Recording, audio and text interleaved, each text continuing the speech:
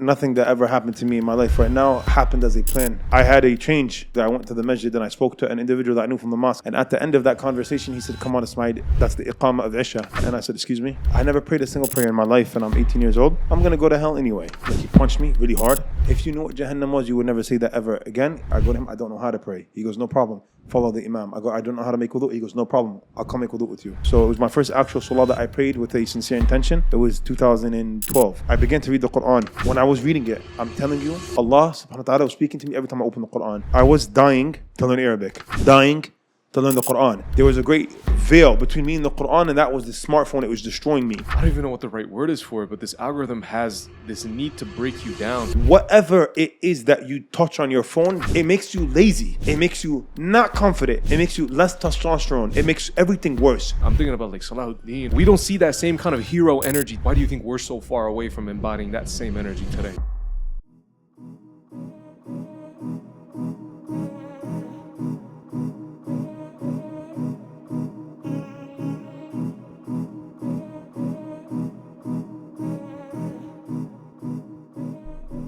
What a time it has been for you.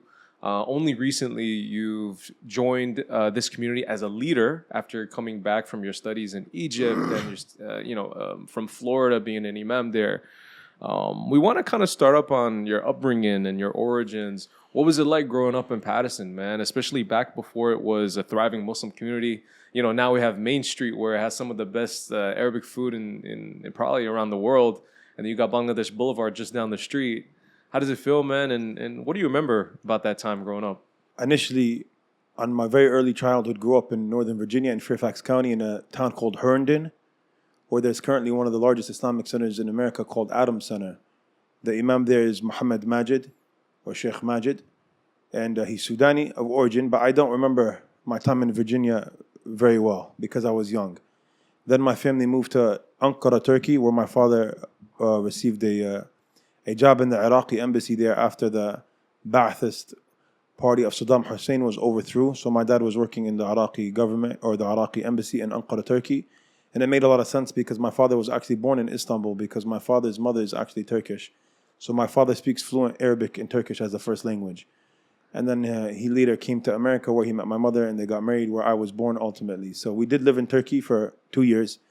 Then my family came to New Jersey where I spent my teenage adolescent years from the age of, I believe, 12 up until now. I've been in basically New Jersey home base with my grandmother off of Preakness Avenue, technically Wayne, right on the border of Wayne and Patterson. When you drive up the mountain, the blessed, beautiful mountain of Preakness Avenue. Now when you go up Preakness Avenue, you'll see something interesting on the left-hand side. It's called a chariot. They've been building it for about 2 years. It's a nice big wedding hall that they're building on the mountain, overlooking the blessed fourth most holy city in the world, Patterson, New Jersey. So I have memories of driving up this mountain and driving down this mountain because this was my lifeline or my jugular vein to the city of Patterson. Wow. And as Mustafid said, Patterson is the city of cities, the fourth holiest city in the world. It's a joke, yeah. It's a very multicultural city. It's a very small city in area, but it's a very large city in our hearts. So coming here right now, to look for the parking on the street, it was like a rat race. But as we're pulling up to Brother Mustafid's house, Bengali brother's house, Bengali community, there's still a bunch of Spanish people outside on the street. 2 people speaking downstairs and 1 guy walking with his younger siblings. And an African-American brother passed us. It's a very multicultural city, and multiculturalism is a beautiful thing. It's what America prides itself on. So growing up in Patterson was a great, I loved it. I loved growing up here and having ICPC as my home base. The Islamic Center at Passaic County, the original campus, is on 152 Durham Avenue in Patterson, New Jersey, in the east side section of Patterson. We have Bangladesh Boulevard, we have Palestine Way, we have Roberto Clemente Boulevard, and we have different sections of a small city and area. But it's amazing, man. Yeah. I think Patterson punches way above his weight class in terms of cities around the U.S. And no matter where, life kind of takes me, I always kind of return back with a new appreciation for everything that we have. I think just the fact that I can drive for 5 minutes down the road and get some of the best food in the world, and then another 5 minutes and go to the Bengali, grocery store and pick up sweets and whatnot, and then come right back home and record an episode of Muslim Made is amazing. It's something different, you know what I mean? This area really makes you a strong man. It really builds character. I think moving to Florida, when I got really comfortable in big streets and big parking lots, I only realized how New Jersey made me who I am. I only realized then how New Jersey made me who I am. There's a lot of character development, and your character is made strong here, whether you like it or not, because going to Dunkin' Donuts here to get a coffee is a endeavor that is anxiety-inducing. Because you park your car, and the guy next to you parks just like you, and he's parked half on the parking spot. He's in a rush.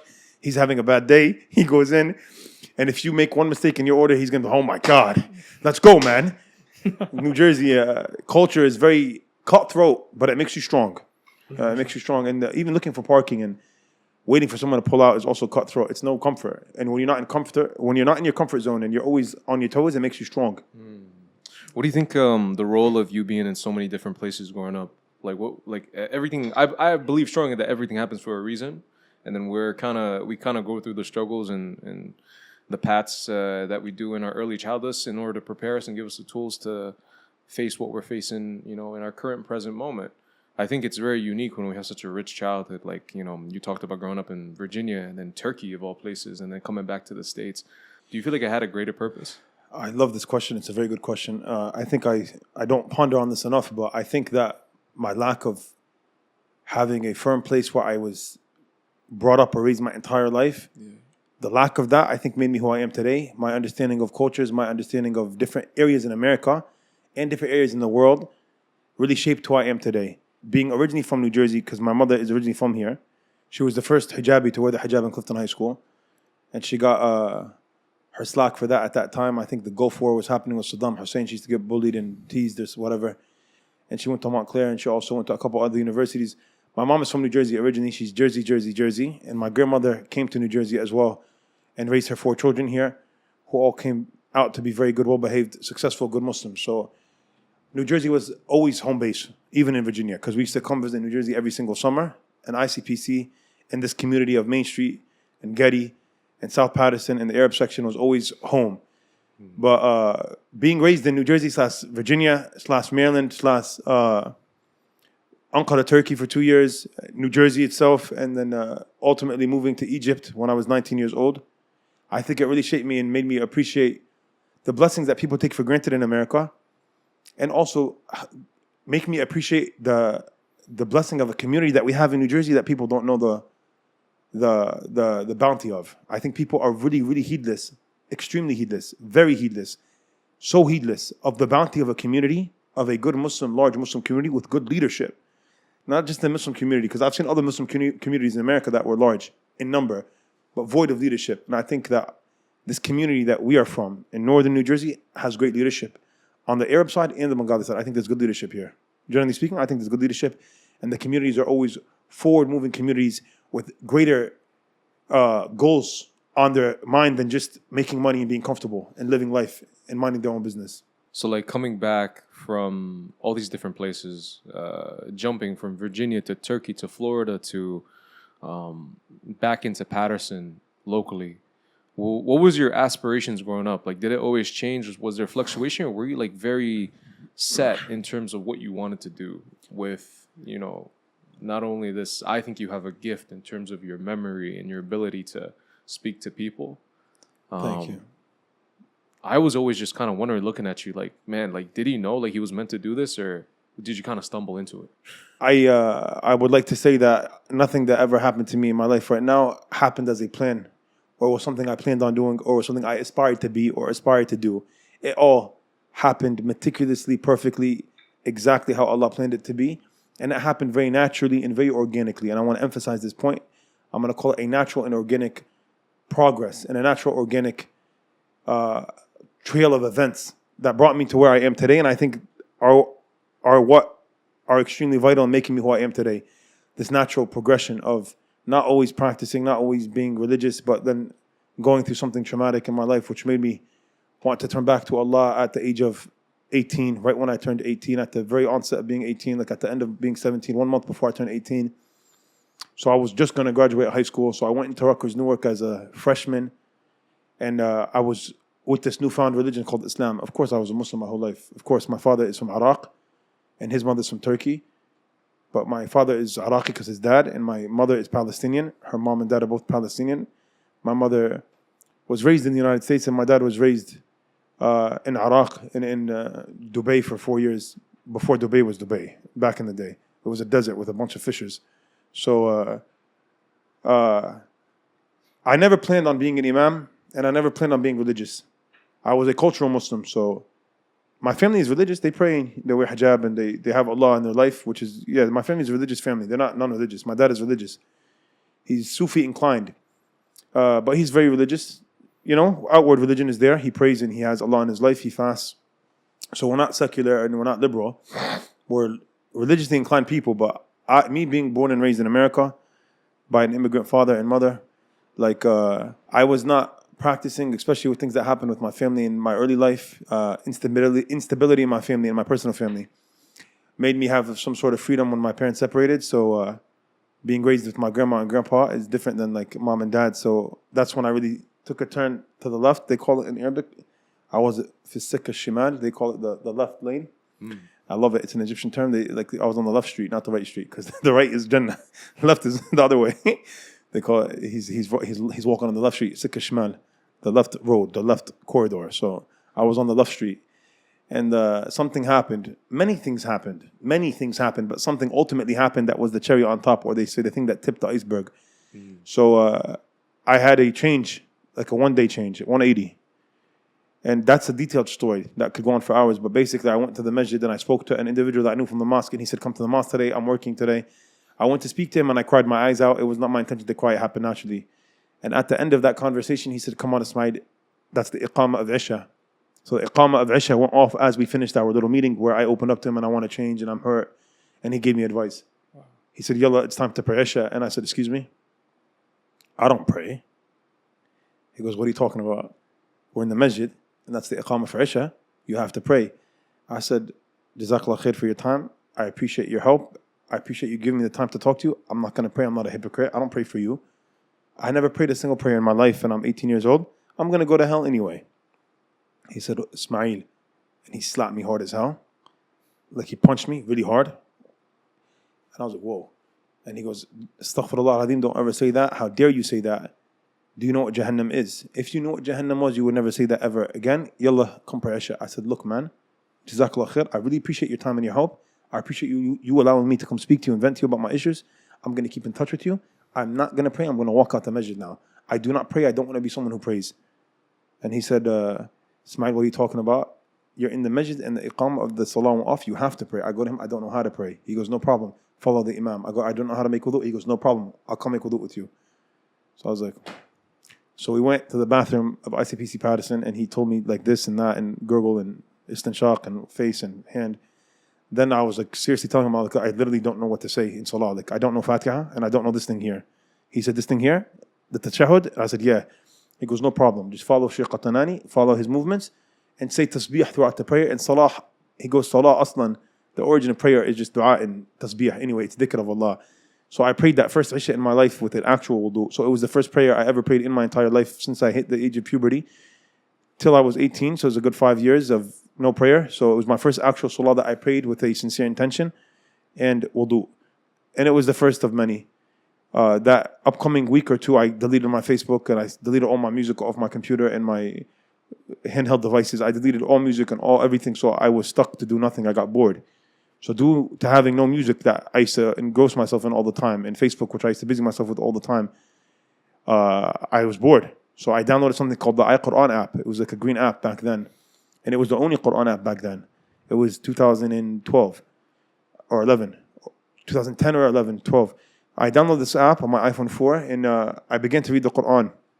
From the beginning, of course, I don't know any Arabic at all. I can't read the Arabic script of the Quran. I cannot. I don't know how to read Arabic. So I read it in English from my heart with sincerity for the first time ever. I read Surah Al-Fatiha and then I started reading Surah Al-Baqarah. But I was reading often because I was always busy with other things. Like I was always busy with dunya and chasing girls or chasing music or chasing something that was no good or wanting to hang out and waste time or do something stupid with my friends. But there was none of that anymore because I cut everything off immediately, cold turkey, 180 degrees. I quit everything. So I had a lot of time to read this Quran book. And then I started to download or listen to Quranic surahs or chapters being recited by different sheikhs. Back then, at that time in 2011, my favorite sheikh was Sa'ad al-Ghamidi. It's been about 13 years now, so I've had many different favorite sheikhs, and I'm very far from where I was then. But Sa'ad al-Ghamidi and Mahr al-Ma'iqli and all these different imams of the Haram that I used to listen to often, and I was busy with the Quran, and that's where my newfound love of religion came. And I ended up praying 5 times a day due to an incident that happened in those first 2 weeks of me practicing. It was not my intention to pray. I was coming to Isha just to have good friends. I was coming to Isha just to pray Isha, but I wasn't praying 5 times. But something happened. It's a long story. Something happened that I ended up praying 5 times a day due to this individual that was a close friend of mine, pushing me to pray and not leaving me. So since that day that he pushed me, I prayed Salat al-Fajr that day for the first time in my life. And it's been about 14 years now. I haven't missed a single prayer since that day. Of course, I missed a prayer maybe in its timing, but there's no prayer that I have that I didn't make up since that day. I'm just going to add one thing. It's like, I think it's a point where as humans, like we connect with each other knowing that our breaking points, our lowest points are almost always marked with our return to Allah. Yeah. They always say, and something that almost always comes up in every episode that we do is that there's never an atheist on a sinking ship, you know? And sometimes when we feel like our lives are a little bit of a sinking ship, we usually find ourselves in front of God, and it's usually a time where we usually pivot to something else. Absolutely. And those pivots are looking in hindsight almost always definitive to who we end up becoming, right? Who I thought I was going to be when I was 13, 15, 18, you know, even a year ago is not who I am today. And alhamdulillah for who I am today, because then without it, I wouldn't be here in front of you, you know, we wouldn't be sitting here recording this episode of Muslim Made. I just wanted to add that because I feel like it's a point that people relate to. A lot of times people are unable to admit the fact that we are human and that we have those points in our lives where we feel like we're on a sinking ship. Right. And speaking about relatability, I feel like, you know, those who are born Muslim always find that journey eventually in their lives. For you, it felt like it was a literal slap on the face, that like flick of the needle, complete 180. But usually most people who are born Muslims have that gradual like return to the religion kind of. Because the reality is like you don't see the value of something that you have right in front of you. It's something that you end up having to need to find yourself. So like with your story, that was only at the age of 18. And then you made the decision at 19 to go to Al-Azhar. Like that would seem like a very bold decision in the short amount of one year. So like what kind of motivated you to make that decision within that 1 year frame? Perfect question. Perfect question for the perfect timing. So I have this new change of heart, this newfound religion, Islam, that has seeped into my heart, in my jugular vein, in my bone marrow, and it's overcome me. So I go to my, I just like, I was like Muslim for the first time, like in my life, like making wudu for the first time in my life and praying salah for the first time in my life. And I was loving every second of it. So I was religious now and enjoying the religion of Islam and loving it. I was addicted to the masjid and addicted to salah and addicted to Quran, reading in English and also listening to it in Arabic. I felt impoverished and bankrupt, and I felt extremely poor. I felt poor, I felt impoverished, I felt bankrupt from not having the ability to read the Quran in the Arabic language and to memorize the Quran completely and to understand its meanings, because I loved it a lot. Because I was reading it in English, I fell in love with the Quran a lot, like a lot.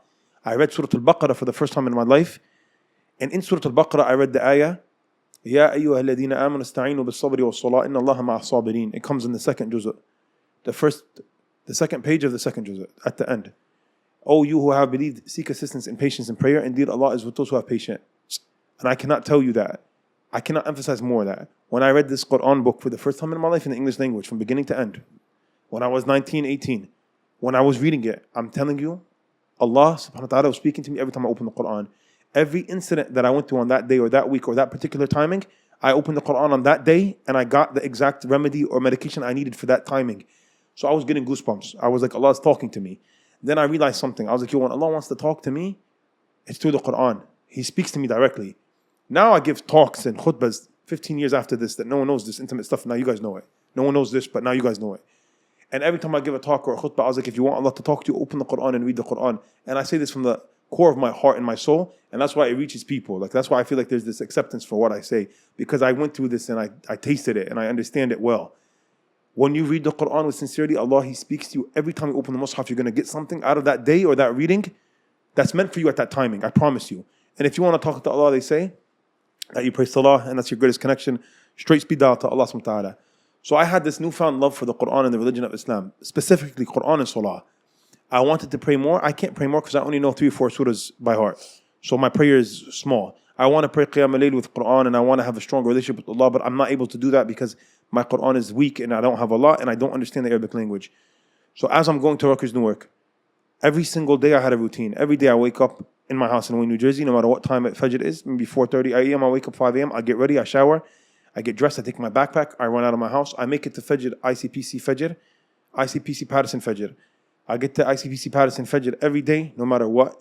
I pray Fajr in Jama'ah. Depending on how early Fajr is, I either stay back and read Quran or sit in the Quran halaqah that they had, and this is still the same man running that same Quran halaqah till today. May Allah grant him long life and servitude to him and obedience to him. His name is Dr. Muhammad Al-Silvani.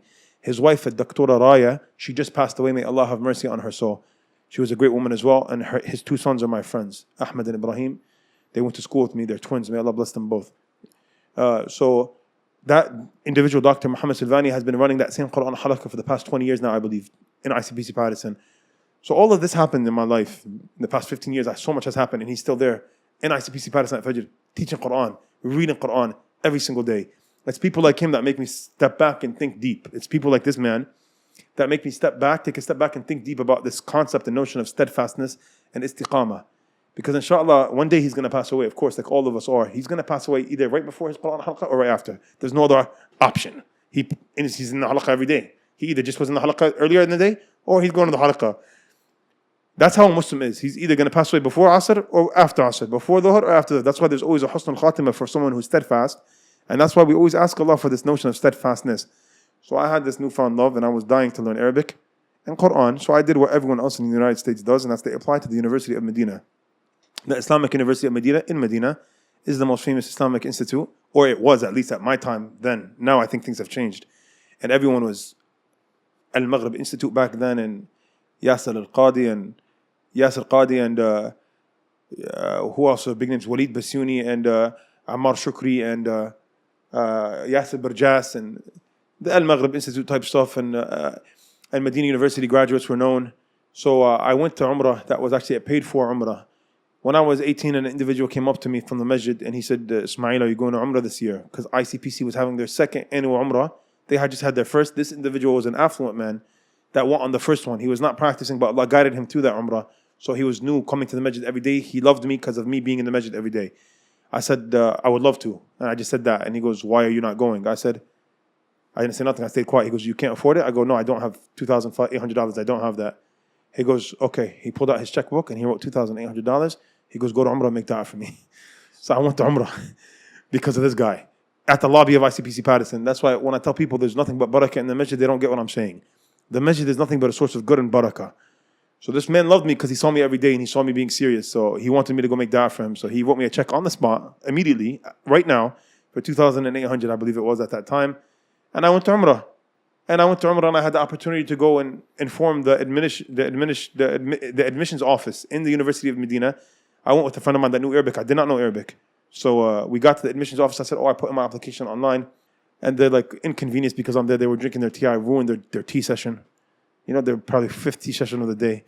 So he rolls his eyes. He's like, all right, go interview him. He goes, no, you interview him. He goes, no, you interview him. And I was like, oh, very professional. Then they called us. They got to interview me. He's rolling his eyes and he's huffing, he's puffing. I'm like, I'm not getting in. I'm not getting in. This guy's mad already. I'm not getting accepted. He went and he interviewed me for the University of Medina. I did horrible. So he asked me, how many wives did the Prophet have? I go, astaghfirullah, man, he had 1. Honestly, I didn't say that. I was like, I don't know. And I was like, I know he had Khadija and Aisha. And I was like, that I did not know. I was just practicing the other day. Like, I just started becoming religious. I'm 6 months in. And then he asked me, how much Quran do you have memorized? I go, nothing. And like 6 surahs. He told me to read something. So I read it and he goes, good job, good job. good job. And he shook my hand. I walked out and asked my friend, how did I do? He goes, horrible. Horrible. I go, I know. Like, I didn't know. I was like, I don't know, man. He goes, no, it's good though. It's good because they're very Salafi. So they want to brainwash people. So this is great. I heard that the worse you do is the better for you in your interview. He's like, it's all Qadr anyway, bro. I was like, yeah, word. So we left.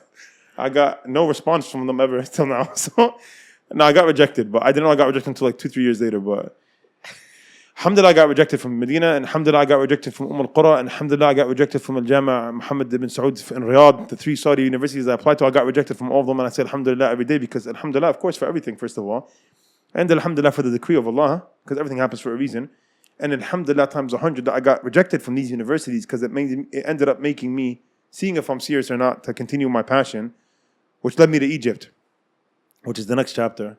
Is why did I go to Egypt instead of Saudi? Which is because I didn't get accepted to Saudi. And visa situation in Saudi is difficult. You can't just go to Saudi. And I don't know anything about the world. Like, I don't know you go to Egypt to study Arabic. I don't know that. Like, I thought Saudi was like the member of Islam, or the Manara of Islam. So that Ramadan, particularly, that first Ramadan that I'm really practicing, I meet a brother. His name is Muhammad Rahman, but in the Bengali community, he's known as Muhammad Saadi. Saadi is from this community, from this Bengali community here, and he's from our community, so we take him as ours. He's ICPC born and raised. And we were very close, or we got close that Ramadan in particular. And he also had this burning passion of studying the Arabic language, and he was also newly religious like me. We were like on the same timeline. And we were very serious that i'tikaf, we were doing i'tikaf in the masjid, and Quran and salah and qiyam and fasting and good things, and very zealous. And I'm talking to him about learning Arabic, and he goes, oh, so Saudi, him and me both got denied from Saudi. So he's like, oh, if we're serious, we should actually go. You're serious, right? I'm like, yeah, I'm serious. Yeah, of course, yeah, let's go. And he goes, like, we should look to other avenues. I'm like, yeah, I'm down. So he comes back to me, and he's like, I guess he was the brains behind the operation. He goes, oh, I talked to some brothers, they said Egypt is really good for the Arabic language, and even if we apply again to Medina, we get in, we could still go. I think if we're serious, we should go now and go to Egypt. I'm like, yeah, I'm down. Wherever. Yeah, let's go. Let's go to Egypt. So he's like, no, really, like, are you down? I'm like, yeah. He's like, oh, so we talked to Shaykh Osama Salhiya, who is now currently the Imam of ICPC Clifton. At that time, he had just graduated from Al-Azhar University. He had just finished spending 6 years in Egypt. And he was contracted by ICPC Patterson that Ramadan to do Ramadan classes and stuff, and to be there in Ramadan. And he used to sit at the back of the Musalla after Fajr every day with his big book that he used to revise, because he used to teach a fiqh class in those last 10 nights in the masjid that I used to attend. I remember now, looking back at that class, that I didn't understand nothing he ever said in that class. Nothing, zero. Absolutely nothing. Everything would have had over my head. But now when I remember it now, as a 31-year-old that went to Al-Azhar and learned Arabic, I laugh and I smile because I know everything he was talking about back then, now. But I remember when I was sitting in his class, I have a distinctive memory of not understanding anything he was saying, and he was speaking English still. It was English. I didn't understand anything. It all went over my head. So the Islamic studies is vast and deep. That's all I'm trying to say. So I talked to Shaykh Osama after Fajr Muhammad one day, and he's smiling. He's, yeah, inshallah, no problem, bro. Yeah, why not? It sounds great. Why not? Yeah, Egypt is great. And he was just smiling and bashful like he always is. Bismillah, yeah, why not? Inshallah, khair. And he just put motivation, or he put like amal, hope in my heart, like he was planting seeds of just hope. I loved it so much. I was so happy to hear it. And he's like, yeah, I will put you in touch with Shaykh Yasir Fahmi. He has connections, I don't. But Medina Nasr is great. Egypt is great. Why not? Bismillah. No problem. I'm here if you have questions. He was very helpful. He referred us to someone called Shaykh Yasir Fahmi, also from our community. I think we don't realize how many gems we have in our community, in our own community, because we have it for us. We have, like, every week we're able to go to Shaykh Osama or Shaykh Yasir or Shaykh Zaid Abbasi or myself, if I'm also included in that. Like, we are blessed. We are homegrown talent, like, that other people would, like, pay for our tickets to go talk at. Like Shaykh Osama and Shaykh Yasir are big time people, Like, we are here. We're from here. We're all from ICPC. It's crazy. So it's a big blessing. We have a lot in our community. So Shaykh Yasir puts us in touch with this markaz called Markaz Al-Alim in Medina Nasr. It's an Arabic teaching center. So me and Muhammad book our tickets with KLM airline based in Holland or the Netherlands. And Amsterdam is where they stop. there was an 8-hour layover, so we stopped for 8 hours and we lied down in the airport, and we get to Egypt, and the guy from Markaz Alim is not there to pick us up, so we're just freaking out because I don't know anybody in Egypt. I don't know Arabic. Muhammad's freaking out, and he's coming up to me. What happened? Where is he? I'm like, I don't know. And we're just scared. Then the guy comes after like an hour, and he's waving. He goes, Muhammad and Ismail? I go, yeah. And he takes us to the apartment. So I braced myself for a really bad apartment. I braced myself psychologically, like it's going to be bad. It's dirty. It's Egypt. Thank God. Because if I braced myself for bad, it was bad of the bad cubed. It was horrible. It was so dirty. Like the apartment that we went to, that we entered, like I lived in Egypt then for 8 years since that day. I stayed for 8 years in Egypt. And Egypt, yes, it's going to be naturally dirtier than here because it's dusty and it's sandy. But that specific apartment was filthy. There was cups throughout the apartment, maybe about 8 to 10 mugs that were drinking tea with tea bags in it with flies growing in it. Like flies in it and flies growing out of it. Like a million flies in each one. It was disgusting. And then the room was filthy.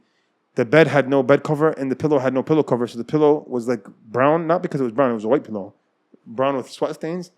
And the bed was brown with sweat stains. It was not pleasant at all.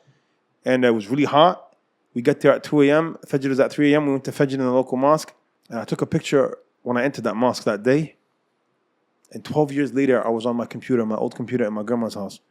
And I was going through my first folder that I have saved photos of Egypt. I'm going through this first folder. And I had a picture of the day I arrived to Egypt. And I looked at the photo 12 years later. And I see the guy, the mu'adhin of the masjid there standing. Right after he made the adhan, he was praying sunnah. I had a picture of him praying sunnah.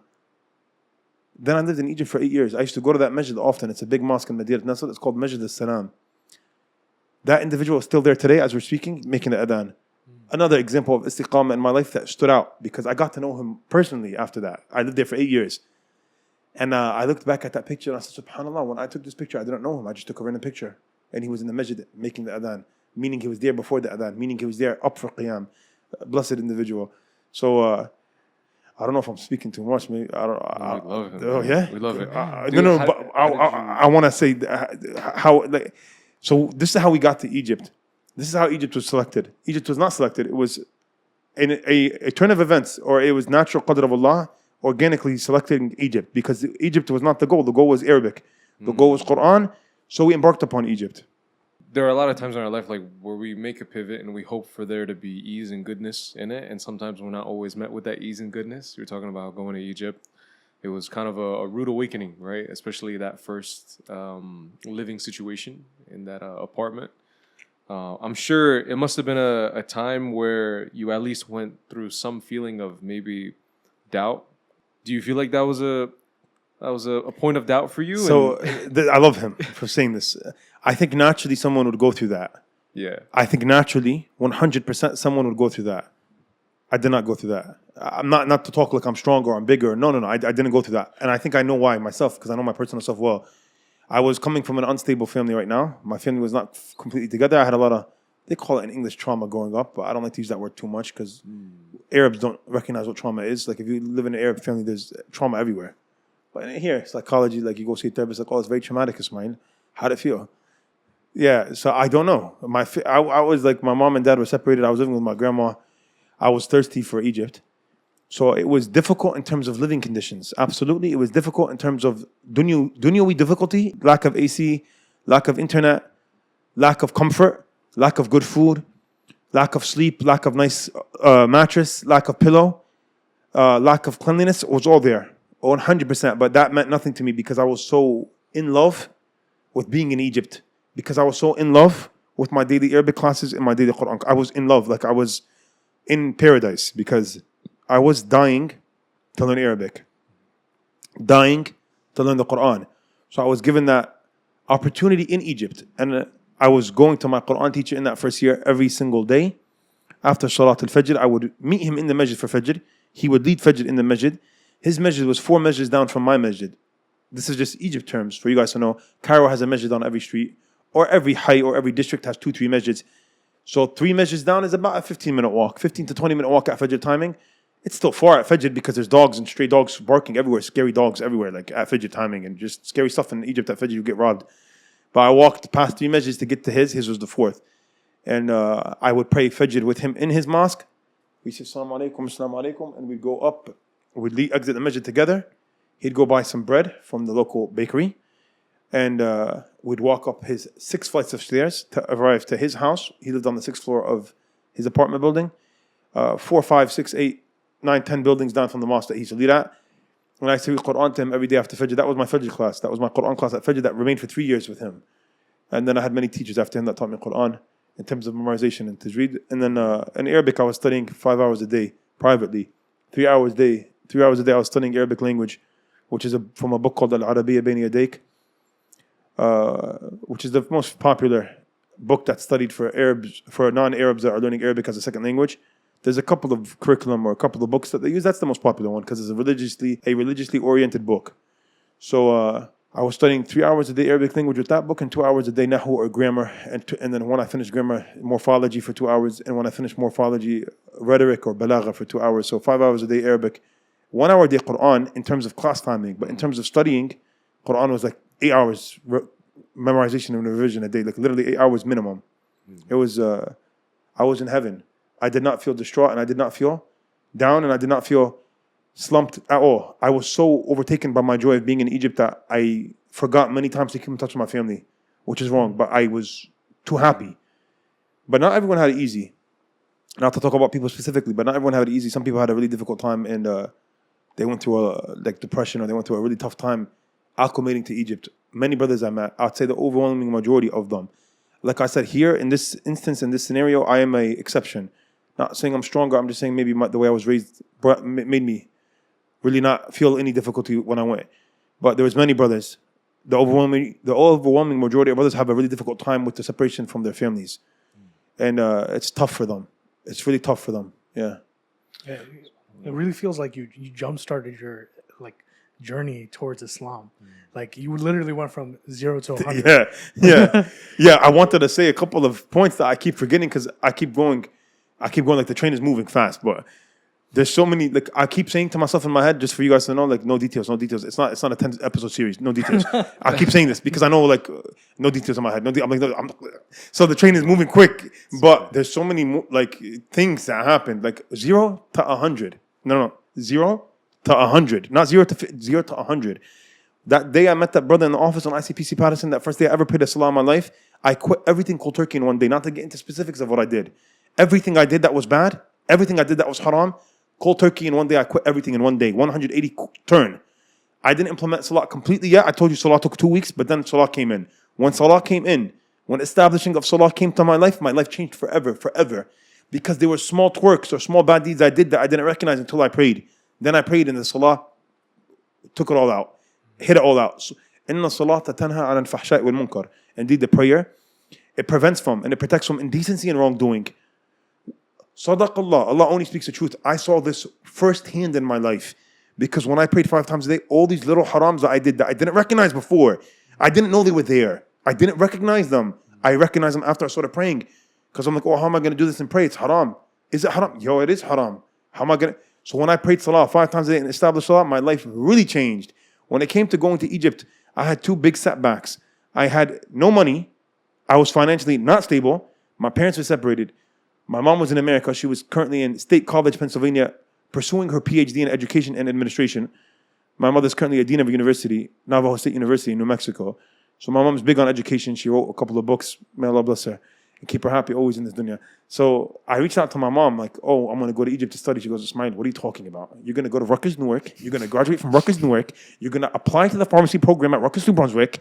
If you don't get into there, you're going to go to a pharmacy program. You're going to become a pharmacist. You're going to work at one of your uncle's pharmacies. Habibi, right now you're going to Rutgers, Newark.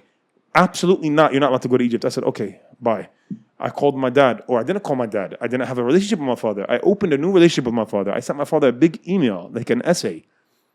Wallahi, man, 2 years ago, 12 years after I wrote that email, I was looking at my emails. I was going deep. And I came across something crazy. I'll call it the Egypt chapter, the chapter of Egypt. In Egypt, I didn't get the details of Egypt yet. I lived for 6 years. 6. I was 8 years in Egypt. For 6 of those years, I had no smartphone. So after 2 years of being in Egypt, this is, we'll talk about later, I left off a smartphone. So I would keep in touch with my closest friends via email. to an internet cafe visit that I would have once a week on Thursday night, the night that is going to be my day off because tomorrow's Friday. I would go to the internet cafe, I'd make 2 Skype calls, or I use something called Magic Jack to call US phone numbers from the internet cafe in Medina Nasr, in 𝐀𝐁𝐎𝐔𝐓, in Swiss 𝐶𝐶. And I would call my family, I'll talk to my grandma once a week, I'll talk to my mother once a week, and I'll talk to whoever else I was feeling like calling that week. But I kept in touch with 4 or 5 people consistently via email. Because we're sending emails, weekly emails. So he's like, let me know. And the next week I get back to him. And then it's like sending like letters from jail. like I was like, whoa. Then my mom was like, no, you're not allowed to go to Egypt. I don't give you permission. So I reached out to my father and I found that email. That's the point of the story. I found that email, that first email I sent to my dad, which was like a long email, explaining to him that I pray salah now and I love Allah, this, that, and I really want to learn Arabic. And my dad fully 100 million, 1,000 zillion % supported me. As I told you both, he was very religious. He said, you could go to Egypt and I'll support you financially. My dad, which is what I'm looking for. My dad then supported me financially for that first year. And I never, ever asked my father again for the money because it's kind of awkward and like embarrassing or not. Like, it's awkward. But my dad never stopped sending me money for the next 8 years. He supported my 8 years of studies in Egypt. My father supported me for 8 full years. So every 6 months, he would send me an amount of money to Western Union that I'd go pick up from Cairo. He did that in that first year. That's how I got the money. And then I continued my studies in Egypt. And as I was in Egypt for 8 years, I'm updating my dad about my studies. I never said, oh, money. I never said money to him. But he understood. And I understood, or he understood that I needed money to live there. So he continuously supported me financially throughout my 8 years in Egypt.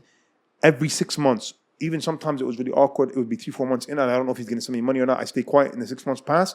He goes, Ismail, I sent you something at Western Union. So I go to Western Union, I pick up the money, and it lasts me the next 6 months. So for my 8 years, my father, he financially supported me. So my dad gave me full permission to go, and he goes, I will support you, etc., etc. I booked my ticket with his money that he sent me, and I started my journey in Egypt. Is there any stories from, or just like a specific story from those 6 years that you get reminded of frequently that comes back to you? So there's many stories. In Egypt, I think we could do a whole season on Egypt. I think Egypt was a huge part of my life. I think Egypt was a humongous part of my life.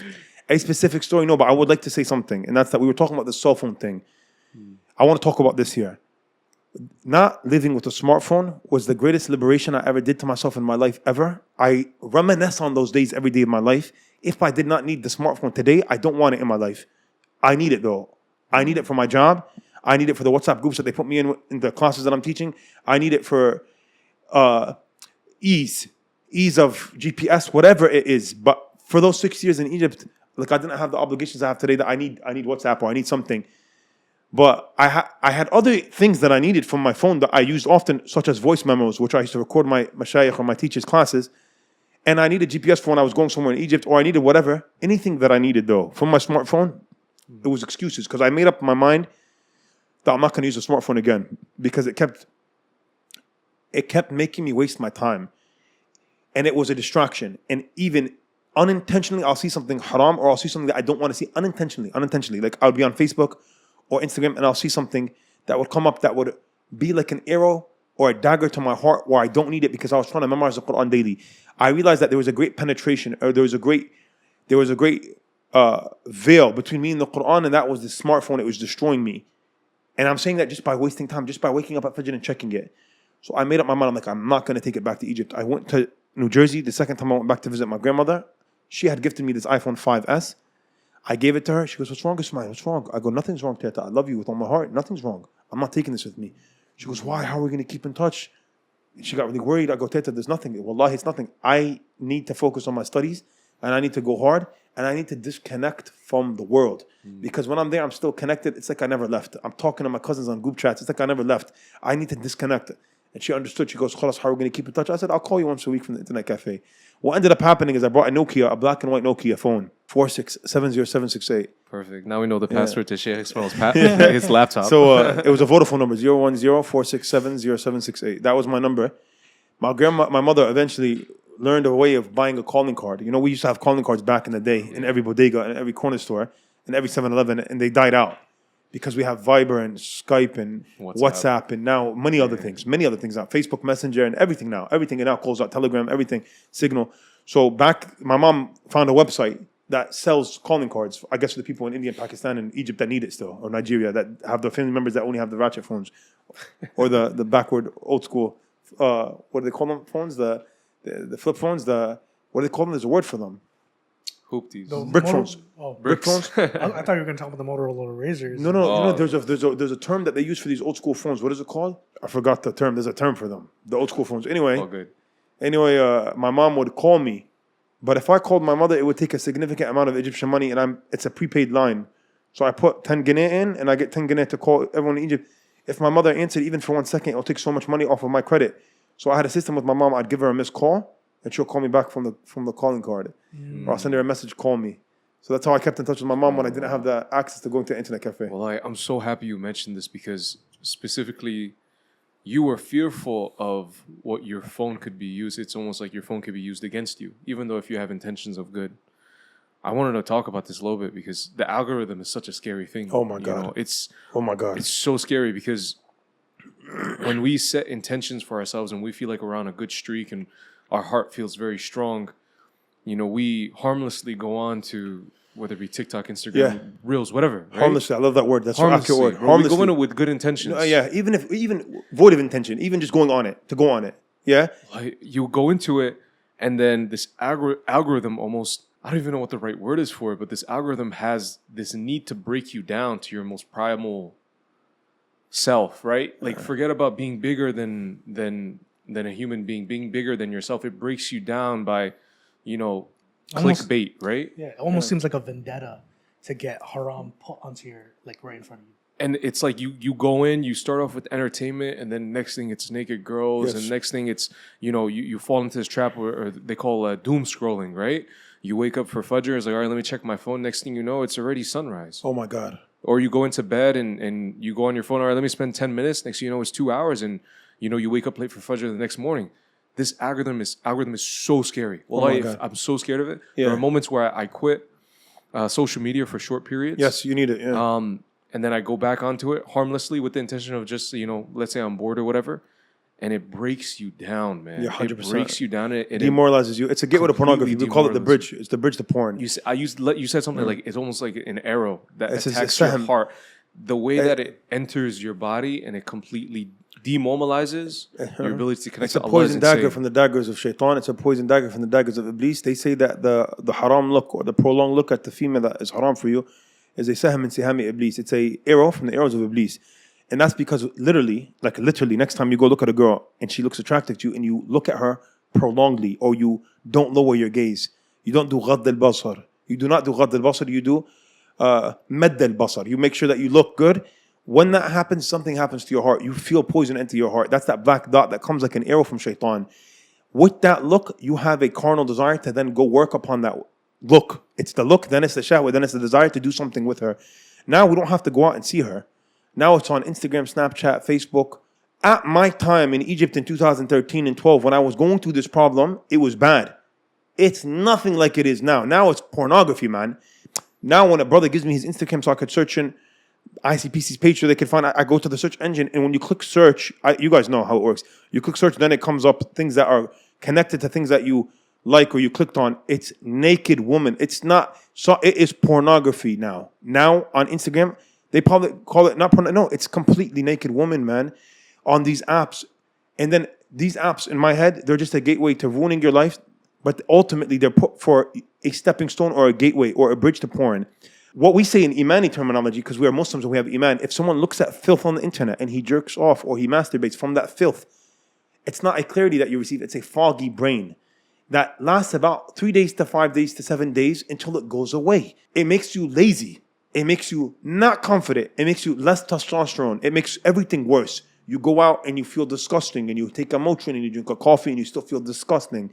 And then you look around at women and you subjugate women and you sexualize women to a degree that a normal man that doesn't have this disease in his heart or in his mind will not look at a woman.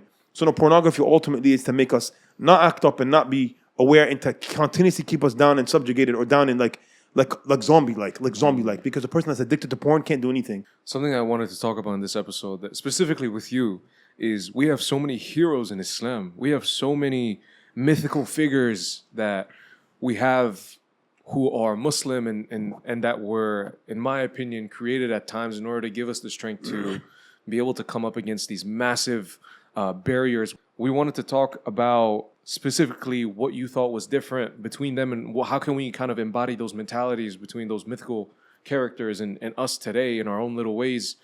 You know, we don't see that same kind of hero energy. You know, in your opinion, who are the most successful Muslims in history? And I'll double back on that question later about, you know, why do you think we're so far away from embodying that same energy today? So this question is a difficult question to answer because it depends on where I am in my life and who I just read about, because there's too many. But we have great figures in history that accomplish great things in knowledge. We have great figures in history that accomplish great things in conquest and victories and battles. And we have general revolutionary figures in our history. So there's a lot of great Islamic historical figures that did a lot, that accomplished a lot. And some of those people accomplished it in a short period of time. Just off the top of my head, based upon what I've been living around in these past years in my life, or the past couple months, or the past month, or the past couple weeks, whatever I've been reading, as Salah ad-Din al-Ayyubi is a great historical figure Islamically. Great. What he did was phenomenal. He was educated and he was well trained militarily and politically. He ran the Fatimid Empire of Egypt as a Sunni Muslim, which means he was politically a genius, because in today's world, if I told a Sunni to go run Iran and be the president of Iran, he'd be like, what are you talking about? They're Shia. Because he doesn't understand how to live outside of that dimension of Sunni Shia. He's stuck. There's sometimes you do something politically for a greater goal. Sometimes you have to play the political game to win a greater goal. People overlook that in Salah ad-Din. He was a political genius. He was a political master. He was in charge of Ismaili sect, Fatimid Egypt. They are non-Muslim according to Shia themselves. Shia themselves, mainstream Tashayyuh, mainstream Shi'ism, 12 Imami Shia, do not consider this sect of Fatimiyya, this Ismaili sect, because Ismailis have like 4 subsects. I think one of the 4 is considered still Muslim, the other 3 are not. The Fatimids were an extreme branch of the Ismailis that are not Muslim according to Shia themselves. Salah ad-Din saw past that. Salah ad-Din was smart. It's like a Muslim running for president here. He's going to get attacked and yelled at by every Muslim. How could you be a Muslim and run for the presidential election of America? It's a kafir country. He doesn't see past. So, sometimes you got to do something for a greater good. He did that. And then he got Egypt under his control. And Egypt is a strong country. And then he went to Damascus and he got Damascus and Egypt together. Then he went and liberated Palestine. You see what Salah ad-Din was instrumental? Salah ad-Din died. He passed away at 55, man. He passed away at 55. I know 60, 70-year-olds that did nothing in their lives. Astaghfirullah ad-Din. They had kids and they went 9 to 5. Nothing. We have Imam al-Nawawi, a historical legend. Iconic. Amazing. Imam al-Nawawi, the legacy that he left behind is unparalleled in Islamic history for a scholar. He passed away at 44. 44. The scholars brought his literature together of what he left behind. By the way, I want to just say something for us to understand who Imam al-Nawawi was and what legacy he had. I'm going to get to something with Salah ad-Din and Imam al-Nawawi. Imam al-Nawawi is the scholar and Salah ad-Din is the political master, war master, battle guy that accomplished a lot in terms of conquest. They both died very young. 55 and 44 are very young ages. Imam al-Nawawi, they brought his books together, his literature together, and they said that it would mean that from the age that he began authoring or writing, like at 18, 19, till the day he passed away, he would have had to have written about 10 to 12 pages a day for him to produce what he produced. They say that's not, how is it possible for someone to write, how is it possible for someone to write 12 pages a day? There was no Wikipedia, there was no internet, there was no files, there was no Optimum online, there was no computer, there was no typing, there was no printing press. He wrote with his hand, with a feather and a pen and an ink vessel, 12 pages a day. I'm going to add to that. Forget 12 pages. Anyone can write 12 pages a day. I can write 12 pages a day. I'm not like him. Anyone can write 12 pages about nonsense. Imam al-Nawawi's level of scholarship is unparalleled in Islamic history. He's called a polymath. A polymath is someone who's an allama. He is a specialist in every field. Imam al-Nawawi is a specialist in fiqh, in sharia. He's a specialist in tafsir. He's a specialist in hadith. He's a specialist in aqidah. He's a polymath. He's an allama. His books are the number 1 books taken in every science. I want you all to understand this, for the layperson to understand. We have a specialist in hadith. Ibn Hajar al-Asqalani, known for hadith. We have a specialist in fiqh. Imam al-Marghinani is a Hanafi faqih. Imam al-Baburti is a Hanafi faqih. We have Imam al-Rafi is a Shafi faqih. Then we have someone who's like a specialist in everything. So Imam al-Nawawi, if you look at his literature, the books that are taken in Mustalah al-Hadith, which is Hadith terminology, is Tadrib al-Rawi.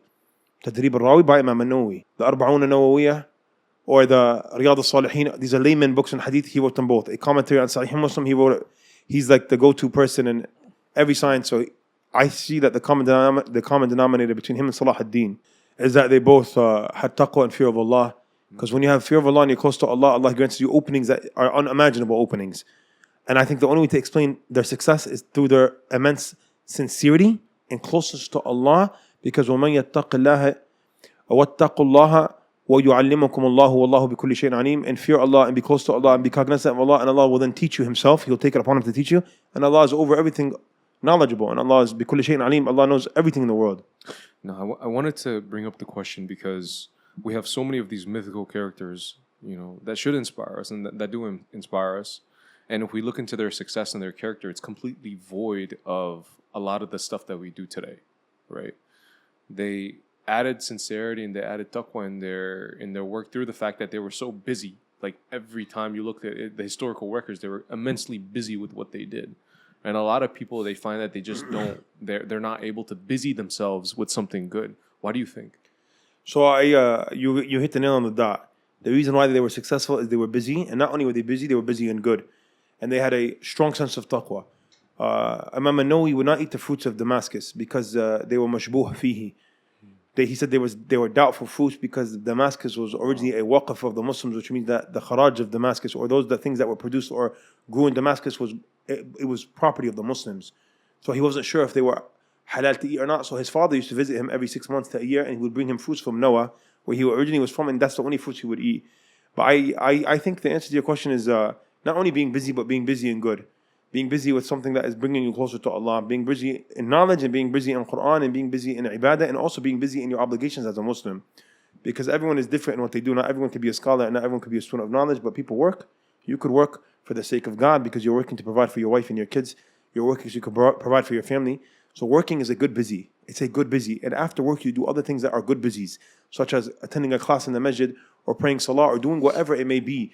But I think being busy and good, being busy is the greatest thing that makes you productive. How do you make yourself busy? I don't know. I don't know, like how someone can make themselves busy. Like you could, of course, go to a class in the masjid. That's once a week, twice a week. But I think there's things that you have to do throughout your life that keeps you busy and close to Allah. I'm speaking knowledge-wise. You have to have a daily recitation of the Quran, or you have to have a goal to memorize something from the Quran. You have to have an intimate relationship with the Quran. You have to have an intimate relationship with your religion in general. You should know how to pray in the rulings of salah, and the rulings of fasting, and the rulings of zakah, and the rulings of hajj. These are all obligations for us, and if something is an obligation, it's obligatory upon you to understand how to perform the obligation. But the general vast majority of Muslims don't know how to make hajj. They don't know how to fast Ramadan. Like they don't know the rulings and the regulations attached to those things. I think it goes back to, just being intentional. Even just like pulling from your own story, like the fact that you made that intention at such a young age and then you put yourself in the right place at the right time. I think Allah will introduce that busyness in your life if He senses that sincere intention, right? Yeah, and absolutely. I think especially in my own life, when I pull into my hardest moments in my life, wallahi, they were also some of my most busiest. And I think I've only made it through because of like the small wins and because of the busyness. My worst moments in my life were my worst moments in life were the moments where I felt like I had nothing to do, and it's usually when I fall into those pits that we usually find ourselves into. Being free is the greatest curse. What's your thoughts on that? I just think being free is not good at all for anybody's mind or state of being, because when you're free and you're comfortable, you think of haram. When you're free, you move on to the next step. When you're full, you want to have the next desire fulfilled. I think the people of Gaza, the last thing on their mind right now, I think the last thing on the people of Gaza's mind right now is zina. I don't think there's a single human in Gaza that thought about zina for the past year, because they're in a constant state of fear and they're all hungry. After you fulfill your desire of food and you're full and you're comfortable in your air conditioning and your coffee, you then think of fulfilling your second desire. I don't know, man. I think being busy and good and not being stagnant or free is the greatest gift. Being free is a curse. And I was free in this past year in Florida before I came back up to New Jersey. I think God put me everywhere He put me so I could be so grateful for where I am. I was saying to these two sisters that attend my class, they attend my class consistently, and they grant me motivation to prepare and to do good in my class, because we have brothers that come consistently, such as Effet and Salman and Ala ad-Din now, and his friend Faris. And there's a couple of really good, consistent guys that come, and they push me. They really push me to produce, because they come and they expect me to have prepared, because that's my job, and his job is to work at his company, and my job is to prepare for my class and produce. But because of their consistency, I'm really pushed to prepare and produce something good. So I was telling these two sisters last night, as we were exiting the masjid, they said, Shaykh, thank you so much for the class, etc., etc. I said, sisters, wallahi, you guys are so consistent, you two are so consistent, and you guys come all the time, and you really push me to prepare. Like, you push me to do good. And I told them that this masjid is such a blessing for me, because even though it's small in size, ICPC Masjid Yunus, 190 Hildon Avenue, is small in size, but it's humongous and ginormous and great in barakah. The barakah is immense in this masjid. And I told them that I'm so grateful that I have this opportunity, because I was somewhere before this, and my masjid in Florida was large and beautiful. 811 Wilma Street, Longwood, Florida, 32750. It was a beautiful masjid. It was a beautiful masjid. It was an ex-warehouse that they made a beautiful masjid. It was a big masjid with a beautiful minbar, a wooden minbar, with a beautiful basketball court. And I used to teach twice a week there. And one of the classes I thought was the fiqh class. And I would prepare, head out of my office, leave Maghrib, sit in front of one single person. 2 people, 3 people, 5 people, nothing. Like, there was no zeal and no push. Here, the masjid is small in size, great in barakah. We have about 30 to 35, right? Or 40 guys, right? Yeah, right. There are about 30 guys and about 5 to 10 sisters that come. And it's such a blessing to be granted this opportunity, but I'm happy that I have it after having something before it, where I could compare it to, so I could be grateful. Because I seek refuge from Allah from not being thankful for this bounty. Because if I didn't have something to compare it to, I would have been like, oh, the masjid is small, there's no parking. Like, these are things that came to my mind when I first came up here. I was like, oh, there's no parking lot, man. How are people going to come if they want to come? It's a small mosque, it's making cracking noises when we walk on it, an ex-church, woody, and like, who cares about any of that? Like, who cares about any of that? How many masjids were established in America as first mosques in America that people talk about and they loved it? For the memories that were made there and the classes that they went to there, not about the parking situation or not about where it was in Jersey City, not about the facility. It's never the facility that's remembered. It's the memories of the classes or the barakah that is achieved in the masjid. And we know this from the Prophet Muhammad ﷺ in his masjid. They never had a carpet in Masjid Nabawi. They never had a carpet. They didn't care about how things looked. They cared about the impact or the change they were making in people's lives. I'm so blessed. I'm so thankful to Allah for being here in New Jersey. It's hustle bustle and it's busy. It's not laid back at all. It's busy. It's like we have an appointment at 3, and at 2:50 I get a phone call that lasts 15 minutes, and I'm 5 minutes late for my appointment. It's busy. It's Dunkin' Donuts. You walk on the line. If you take more than 4 seconds to order, the guy behind you is going to start huffing and puffing. Yalla, we got to go. I asked the Bengali guy when I first, not Bengali, I forget, you guys are Bengali. I asked the guy at Dunkin' when I first drove back up from New Jersey. I'll never forget this. After 18 hours of driving, I'm excited. In Florida, I sit down and talk to the guy for 5 minutes. No one says nothing. I go, what's good here? He goes, oh, this is good. That's good if you're in the mood for this and this and that. Oh, this croissant and that. I go ask the guy, what's good? He goes, brother, do you want to order or do you want to move? I was like, I want to know what's good. He goes, next. Like I said this about a different person that came on the episode, but I don't think you know how dangerous you are, Shaykh Ismail, because so many of the people that I surround myself with, and especially like you said, this is a thriving Muslim community, have been able to learn from some of the greats in America today when it comes to Islam.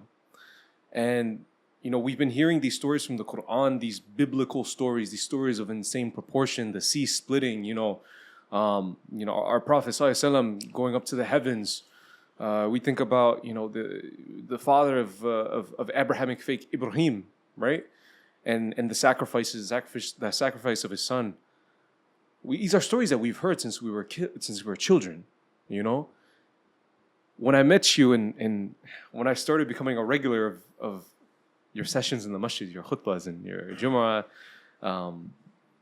or even just like post salah sessions, you add this layer of emotion that I felt like didn't exist before when we were listening to other sheikhs, other imams, telling these stories that we felt like we knew very closely, very dearly.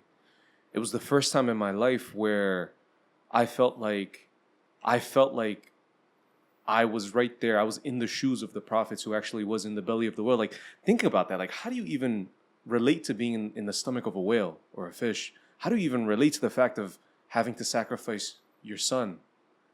It was the first time in my life where I felt like I had the knife in my hand, per se, or that I was sitting there encased in the belly of the beast. Yeah. How did you find your voice, man? What a gift. Barakallahu feekum, jazakallah khair, jazakallah khair. May Allah make us of what people think of us and cover our faults always. Thank you so much for what you both said. I think that going through my own personal life experiences, some, like I said, traumatic and a lot of ups and downs, and finding this religion after not being practicing is ultimately what made me be able to articulate how I articulate things or how I can relate to people. I think that I'm just a normal person like everyone else. As I said, I was never ever intending on being an imam. I never intended to be an imam. I didn't grow up my whole life saying I want to be an imam. I didn't grow up wanting to pray. I didn't grow up wanting to go to Al-Azhar. I never knew what Al-Azhar was until I went to Egypt. I went to Egypt for Arabic and Quran, and then I stumbled upon Al-Azhar. And then I learned about Al-Azhar. And I joined Al-Azhar. Everything happened so naturally and organically, as we say, ثُمَّ جِئْتَ عَلَى قَدْرٍ يَا مُوسَى وَاصْطَنَعْتُكَ لِنَفْسِي. As we say, and we like to always tie into this beautiful ayah in Surah Taha, on the second page, this beautiful ayah, where Allah subhanahu wa ta'ala speaks to Musa alayhi salam, and he says, and then you just came by chance, Musa, like you came here by chance. Musa alayhi salam was with his wife.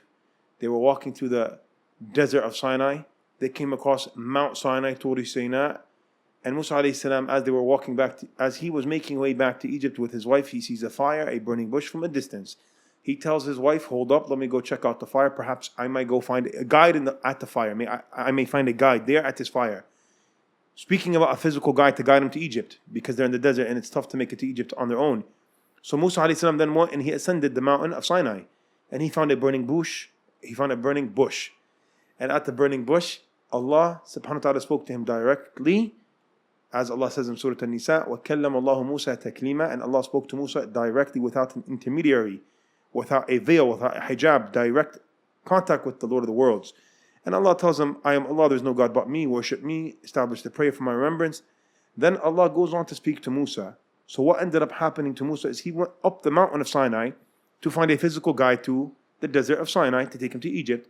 And he found Allah subhanahu wa ta'ala, a spiritual guide, a imani guide that guides him to prophecy.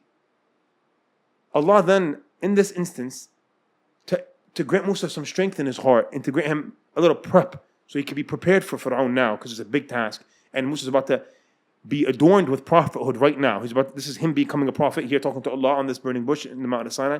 Allah goes and he mentions Musa's story in brevity to Musa with a couple of words. He goes, you were a baby, you got thrown in the water, you killed someone by accident, you ran away, you went to Midian, you helped two people with water, and then you met their dad, and he married you off his daughter, and he gave you a job. Allah, he tells Musa his entire life in 3 or 4 sentences, and then he says, ثُمَّ جِئْتَ عَلَى قَدْرٍ يَا مُوسَى. He says, all of that happened, then you came here at this exact minute, at this exact second, at this exact location, at this exact coordinate, on the mountain of Sinai. By chance, Musa, this is all by chance? No, Musa. You came here exactly when I wanted you to come here. Because the next ayah, وَاصْطَنَعْتُكَ لِنَفْسِي, I crafted you, I molded you exactly how I want you to be exactly. You are Musa how I needed you to be for what you're going to get right now, for this task right now, to go call Fir'aun to Islam. It's a hefty, big, heavy task to ask someone to call Pharaoh to become a Muslim. Pharaoh's طغى في البلاد فأكثر فيها الفساد. Yeah, Pharaoh is evil. He doesn't listen to nobody. He's arrogant. He calls himself Lord. He tells people to prostrate to him. For Musa to go and take upon this immense, heavy burden, this big task of prophecy, calling Fir'aun, he needs to be crafted for that and molded for that. Allah molded Musa for that by taking Musa to his experiences in his life. And that's exactly how I feel in my position. I feel that I was exactly 100% handcrafted by Allah, molded, as we all are for whatever we're doing in all of our lives. But we have to engage with the Quran and take lessons from the Quran. I take my Quranic lesson from the story of Musa as this happened to me exactly. I think of every instance that ever happened to me in my life.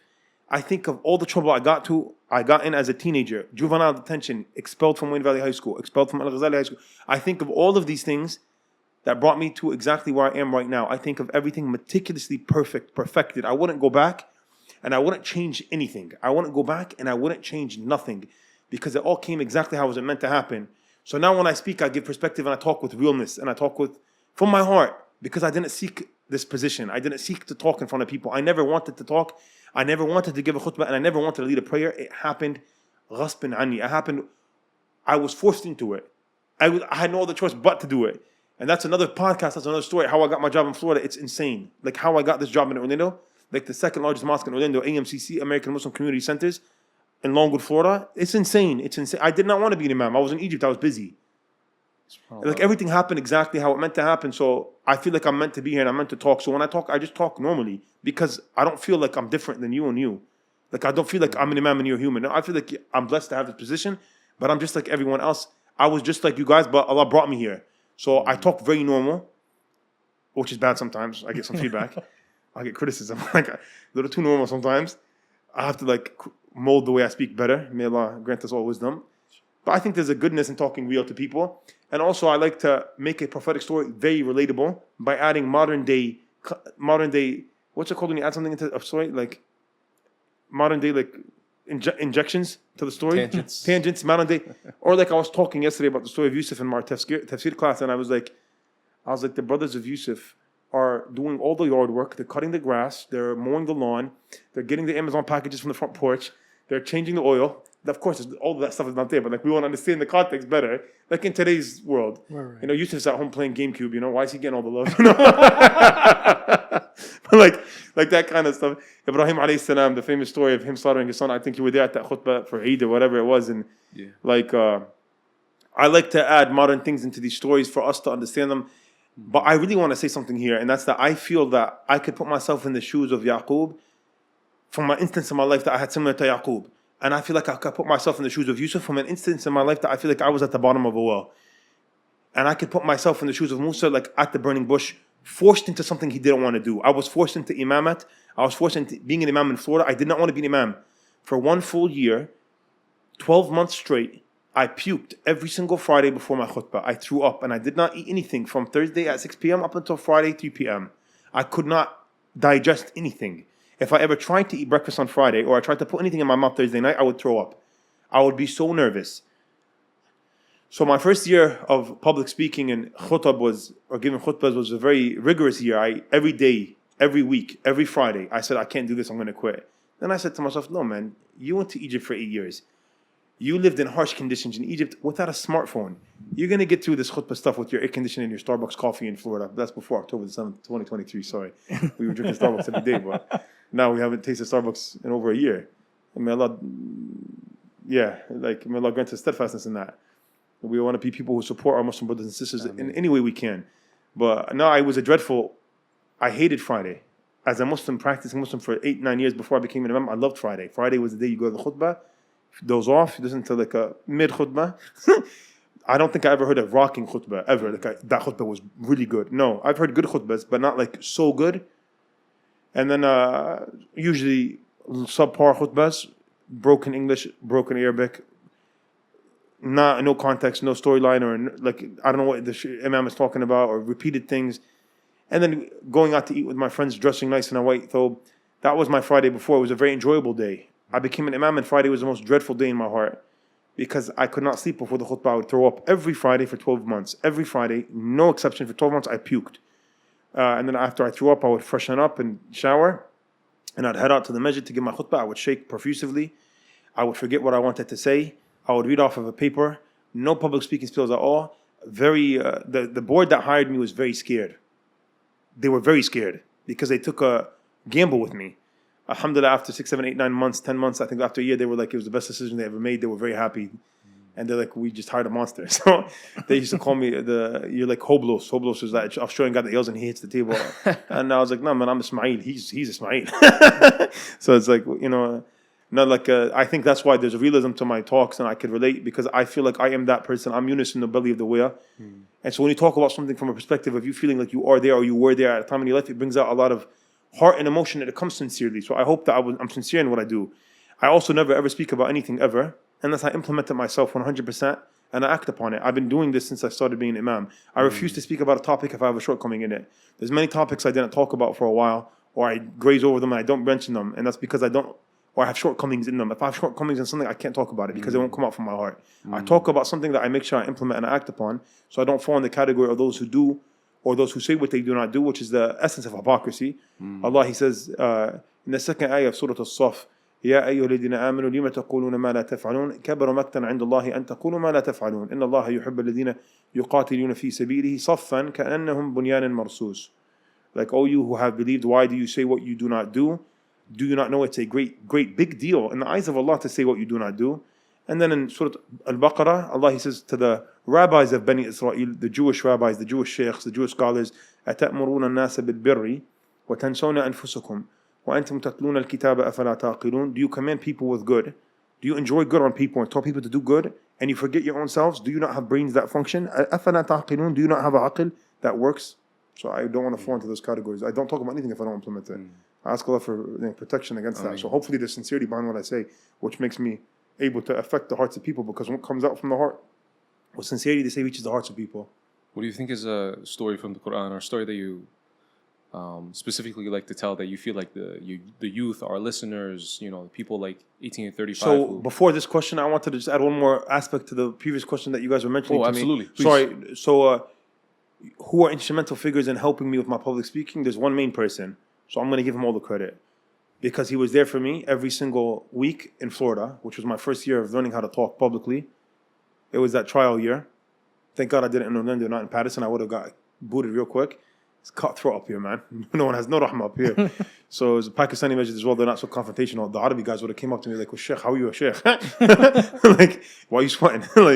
So his name is 𝐀𝐁𝐎𝐔𝐓 Hamdi. We mentioned him before. He's originally from here. He was the youth director of ICPC here. I used to go to his house every single Wednesday or Thursday, my 2 days off in Florida. Every Thursday, I would sit down with him. He'd ask me if I picked a topic, and he'd go over the khutbah with me word for word, and I would let him down every week because I wasn't good. But he had a lot of patience, and I think the love and the patience he gave me and the tips he gave me are what made me who I am today 100%.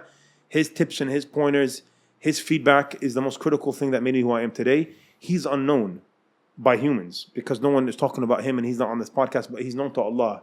And he's very sincere, and that's all he cares about. I know for a fact he doesn't want clout. I know for a fact he doesn't want me to mention his name. But he's a very sincere person, and he was my guide through being an imam, through getting my first imam job, through navigating boards of masjids, and through everything. I turned to him. He's like my older brother, and all credit goes to him for my khutab. All credit goes to him. He gave me pointers and ayahs, and all the time hadith. He knew what to do. He's also well versed, and he's been giving khutbahs for 15 years now. He gives khutbahs every single Friday in the Islamic Center of DeLand, or DeLand Islamic Center, DELAND. DeLand is a place in the middle of nowhere, on your way from Orlando to Daytona Beach. It's literally the halfway point from Orlando to Daytona Beach. Orlando to Daytona Beach is about 45 minutes an hour. DeLand is about 30 to 40 minutes outside of Orlando, in the middle of nowhere. Trump territory, Trump flags, Confederate flags. Is a Bengali community from Chittagong, and they have a mosque there that was a house. And they're all business owners of gas stations next to Trumpville. And they are amazing people. Brother Muhammad Amran runs that community. I used to switch with Ahmad once a month. He used to come to my masjid. I used to go to DeLand once a month and be blessed to give a khutbah to that humble community. That's where he gives khutbahs every week. There's no live stream, but there's a live stream with Allah. He's very sincere. He could be giving khutbahs in Isna and Mac, but he's there at the DeLand Islamic Center giving a talk on his way home from his university, which is in Daytona Beach. He lives in Orlando. He drives to Daytona Beach after Fajr. He teaches there, and on his way back, he gives a khutbah. SubhanAllah, may Allah increase them, man. I mean, increase them and sustain them. We need them. They're the people out there that are, not only doing the hard work of being a good portrayal, but increasing the goodness, right, in that part of the world. So may Allah increase them. I wanted to add one question, maybe a personal question of mine, but what's your favorite story to tell? And specifically, what do you think is a story that all of us need to hear in this current space and time? I have two favorites. I love the story of Musa alayhi salam a lot. It's very relatable. I love it a lot because it's mentioned a lot in the Quran, which means Allah wants us to hear it a lot. Like the fact that it's mentioned so many times in the Quran. Musa alayhi salam, Bani Israel, Musa alayhi salam is mentioned the most from any other prophet in the Quran. His story is mentioned the most in the Quran. Almost in every single surah is a mention of Musa alayhi salam. His story is mentioned in different narratives. His story is mentioned in different detail. His story is mentioned at different lengths. Musa alayhi salam is mentioned constantly in the Quran all the time. His story is detailed from beginning to end, but scattered throughout the Quran. We have so many instances and so many levels of the story that we could benefit from. Of course, the story of Yusuf is also phenomenal and amazing. Those are my two favorites. But Musa, because of their detail and from beginning to end. Musa alayhi salam is a story that the youth love to hear because you asked about the youth. Yusuf alayhi salam is also a story that the youth love to hear. They both went through trials and tribulations throughout their entire lives, Both stories took place in ancient Egypt. Yusuf alayhi salam's timing was the time of the Aziz, which is the king of Egypt, and Musa alayhi salam's time, they say it was Ramses II or the pharaonic empire. So the ruler was called the pharaoh, but at the time of Yusuf, it was Aziz or king. So different time periods of Egyptian history. What's something about Musa's story that we can keep in our back pocket to carry with us every single day? I think the fact that Musa himself he did not want this. He was forced into it. As all prophets were, but like it stands out in his story because he says, رَبِّ اشْرَحْ لِي صَدْرِي وَيَسِّرْ لِي أَمْرِي وَاحْلُلْ عُقْدَةً مِّن لِسَانِي يَفْقَهُ قَوْلِي وَاجْعَل لِي وَزِيرًا مِّنْ أَهْلِي هَارُونَ أَخِي اشْدُدْ بِهِ أَزْرِي وَأَشْرِكْهُ فِي أَمْرِي. He felt insecure when he was called out to do this mighty task to call Pharaoh to Allah, and he said, رَبِّ اشْرَحْ لِي صَدْرِي, oh Allah, expand my chest, make it easy on me. That's what we should all say when we're about to talk. وَيَسِّرْ لِي أَمْرِي, make my path easy on me. وَاحْلُلْ عُقْدَةً مِّن لِسَانِي يَفْقَهُ قَوْلِي, remove the knot from my tongue so they understand my speech. It is said in some versions of tafsir that Musa had a strong lisp that he could not overcome, and he was very insecure about it and scared that he'd be made fun of or he would not be understood to the degree of his lisp overtaking him. So he then asked for وَاجْعَل لِي وَزِيرًا مِّنْ أَهْلِي هَارُونَ أَخِي. He said, give me a visionary or a brother or a partner in my mission. Harun is my brother. أُشْدُدُ بِهِ أَزْرِي وَأَشْرِكْهُ فِي أَمْرِي. Let him be my companion. Let him aid me. So I think there's a very human aspect to this. I think he's insecure about his abilities, and he had to make dua to Allah in a very, very humble manner for Allah to grant him strength. He felt constricted, and he also felt like he wasn't eloquent enough to do what he was going to do. And I think we all have our own insecurities that we battle and we deal with. This is a beautiful part of his story that I like a lot, but there's many parts of his story that I like a lot, and that's that Allah always aided and guided him and gave him victory when he was insecure and he felt like he didn't have the upper hand. But we learn from his story and from all the stories of all the prophets is they always have the upper hand if they have Allah. وَأَنْتُمَ الْأَعْلَوْنَ إِن كُنْتُم مُؤْمِنِينَ وَأَنْتُمَ الْأَعْلَوْنَ إِن كُنْتُم مُؤْمِنِينَ. And you indeed were the ones who are above. You indeed are the victorious ones if you were mu'mineen, if you have iman. وَأَنْتُمَ الْأَعْلَوْنَ إِن كُنْتُم مُؤْمِنِينَ. And you were victorious and you were above and you were overcoming. If you were mu'mineen, if you have iman, you're always going to win. Yusuf won because he had iman. Yunus won because he had iman. Ayub won because he had iman. Musa alayhi salam and Harun won because they had iman. Ibrahim alayhi salam won because he had iman. He was saved from a burning fire. Every single prophet hit it on the wall. Shu'aib, Salih, Hud, Nuh, Isa, all of them were aided by God because they had Allah and iman, even though the enemies at their times, David, Goliath, Dawood, Sulaiman, even though their enemies were much mightier and more powerful than them. Fir'aun compared to Musa, come on man. Bani Israel, they have nothing. They're running. They won because of iman. I think we need iman, and we will always be victorious if we have iman. There's a thing that I tell a friend of mine all the time. Anytime anybody opens up to me about an issue they're going with or going through, I'm going to give you guys the common denominator to everyone's issue, no matter what it is. If it's porn, if it's alcohol, if it's marijuana, if it's losing a job, if it's losing a relationship, any difficulty that anybody is going through, the common denominator or the answer to all of them is be with Allah and you will win. Be with Allah and be patient and you'll be victorious. And it's all different ways of articulation of that same medication. It's a different way of prescribing that same medicine. For everyone's scenario, the medication is the same. Be with Allah and you'll win. I have a close friend of mine. I was going through my own personal difficulty, and I'm not Superman. I need my own friends and people that come from me that are people of iman. His answer to everything I ever told him was be with iman, be with Allah and you'll win. And I go to continue telling him my issues. He goes, Shaykh Ismail, be with Allah and you'll win. I go and I continue telling him my problems because I'm like, no, you're not listening. Like, I have all these problems, bro. Like, I'm hurt. He goes, be with Allah and you'll win, bro. You're good. You're good. You're good. You're good. He's like, just be with Allah and you'll win. Just make sure you pray Fajr on time and you'll win. Praying Fajr on time is a victory in your day. Missing Fajr is a loss in your day. Not masturbating to pornography in one day, in 24 hours, is a victorious day no matter what you accomplish in that day. I say this for the young men to hear that are all addicted to porn and masturbating. Not masturbating for a full 24 hours is a victory no matter what you did in that day, no matter what you did, that's a victory. 48 hours without it is a victory. That's every day without a ma'siyah, without haram is a victorious day. No matter how you comprehend it, no matter how you're thinking in your head. You might think I wasn't productive today. No. You didn't sin. You didn't infringe on the boundary of Allah. It was a productive day. That's a victory. Check. You prayed Fajr on time. Check. So imagine the guy that's praying Fajr in the masjid every day consistently and he rarely sins. He's just swimming in victory. He's victorious every day of his life. That's why I look at these uncles. Every masjid has examples. I look at my examples in Masjid Yunus because I'm there. 3 or 4 or 5 uncles that I know that come no matter what. I'm like, this guy, all he does is win and win and win. All he knows how to do is win. Because whatever happens in dunya with his wife and kids, it doesn't matter. In his business, it doesn't matter. He's at Fajr every morning, which means he's refraining from sin. Definitely, he's in the protection of Allah, guaranteed protection of Allah. He's just glistening, man. He's just winning every day. We want this kind of understanding. If you're with Allah, you will win every day. Being with Allah is victory. Yeah, I remember the first time I got that advice firsthand before you gave me the context behind it and your story of how you came to give that advice. I was going through one of the hardest moments in my life. Hardest moments. Every single hour, every single minute was faced with challenge, after doubt, after defeat.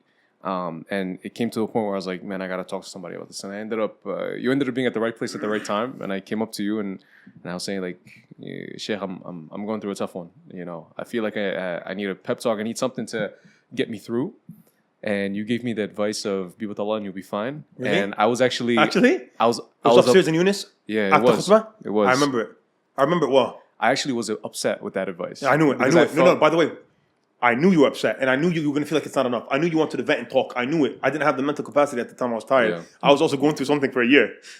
I went through it so much that I knew that this was the answer you needed to hear. I knew you wanted more. I saw it in your face, and I said to myself, no. This is the answer for him. So to give a little bit of light in hindsight, it was the right advice I needed to hear because it taught me this patience that you need to build in this relationship that you need to build with Allah. And it only comes from having trust. Like the second you think you have trust in Him, you're going to be tested. You're going to actually be tested and see, all right, do you actually have trust in me? And then you're going to go through those moments where you're going to be tested, and right before you feel like, you know, it's an inch from the most you can take is when you finally get a break and you know, the sun comes out of the clouds per se, right? But yeah, I wanted to mention that because I feel like a lot of times sheikhs and people who, you know, who give this advice of just be with Allah and everything's going to be all right, the people who usually hear that advice is like what are you talking about? Like how can what I'm going through right now, how can that relate to what you're saying? Like I need solid advice. I need something deeper than that. I think a lot of times we make things deeper than it needs to be, you know, and we don't give Allah the right respect in terms of having the patience to get through the issues. You killed it, man. Absolutely, you killed it. You absolutely killed it. Like I said, the common denominator as being in man, giving advice to people for anyone's problem who's different. The different problems, they're different. The advice is differently articulated. It's the same common theme. Be with Allah and you're going to win. Fix your relationship with Allah. You will not lose. In the divorce that you're going through, if you have Allah, you will not lose. In the job that you lost, if you have Allah. If you have Allah, you will always win. وَأَنْتُمُ الْأَعْلَوْنَ إِن كُنْتُم مُؤْمِنِينَ. You will always be on top if you have Allah. But yes, you wanted to vent more and you wanted to hear more, and sometimes that's natural human instinct. They want more. I wanted like the cheat code, you know. I wanted the key to everyone get out does. of my issue, you Everyone know, does. the Mario tunnel, you know. And it's not easy. And I wanted that as well from my brother, my cousin that was giving me his advice nonstop. Every time I vented to him, I'd be venting. He's like, "You're good, man. You're good." He put veggie. You're good. You're chilling. He just like nonchalant. You're chilling. I'm like, bro. He's like, bro. You're going through it. You got to go through it. You got to pay up for your next or for whatever. You got to pay up for what you want with currency of sabr. And this was something so deep. He told me, you got to pay up for what's to come. You're going to get something good. But you have to, it's not cheap. It's expensive. It's ghali. He goes, you got to pay up with the currency of sabr. Your patience and your forbearance and your endurance and your accepting of Allah's decree. And you're living with Allah in this difficulty right now, not having what you want, that relationship, that job, that whatever you want that you're looking for. You have to pay up with sabr. You have to pay up with being patient and being with Allah. That's the currency you have to pay. The individual that's more patient, he gets the bigger blessing. Always. You got to pay up with sabr. Switching gears and going into why we invited you here today, not only just to learn about your amazing story and how you came up with this beautiful voice of telling stories, we wanted to talk about how the Muslim defines success and the nature of success in Islam. Why do you think we're also focused on making it, right? And what does Islam teach, or I guess in other words, what does Islam teach about our desires, and how can we actually align them with something meaningful in this life? So I think Islam comes with ultimate guidance and light from Allah, and it comes to reshape the way an individual thinks or comprehends or has a perspective, we say. It grants binoculars, it grants glasses, it grants hearing aid, it grants vision to someone who, if he does not have Islam, will be like everyone else. They see in black and white in 2 dimensions. As for the person of Iman and Islam and Quran and Sunnah and guidance from Allah, he sees in color and he sees in 3 dimensions or 4D or whatever you want to say. He sees properly. he comprehends properly because he's gifted the ability to comprehend properly with the gifts and instruments he's gifted through the Quran and the Sunnah and Islamic guidance. With that being said, Islam comes to teach us what we believe what success is. Islam comes and we understand success as Muslims from Islam. Islam comes and it talks about success in the Quran multiple times, all with one common denominator. Common denominator is be with Allah and you win. Wallahi, the common denominator is be with Allah and you win. We're going to look at the ayahs that speak about success, and they could all be interpreted to be with Allah and you win.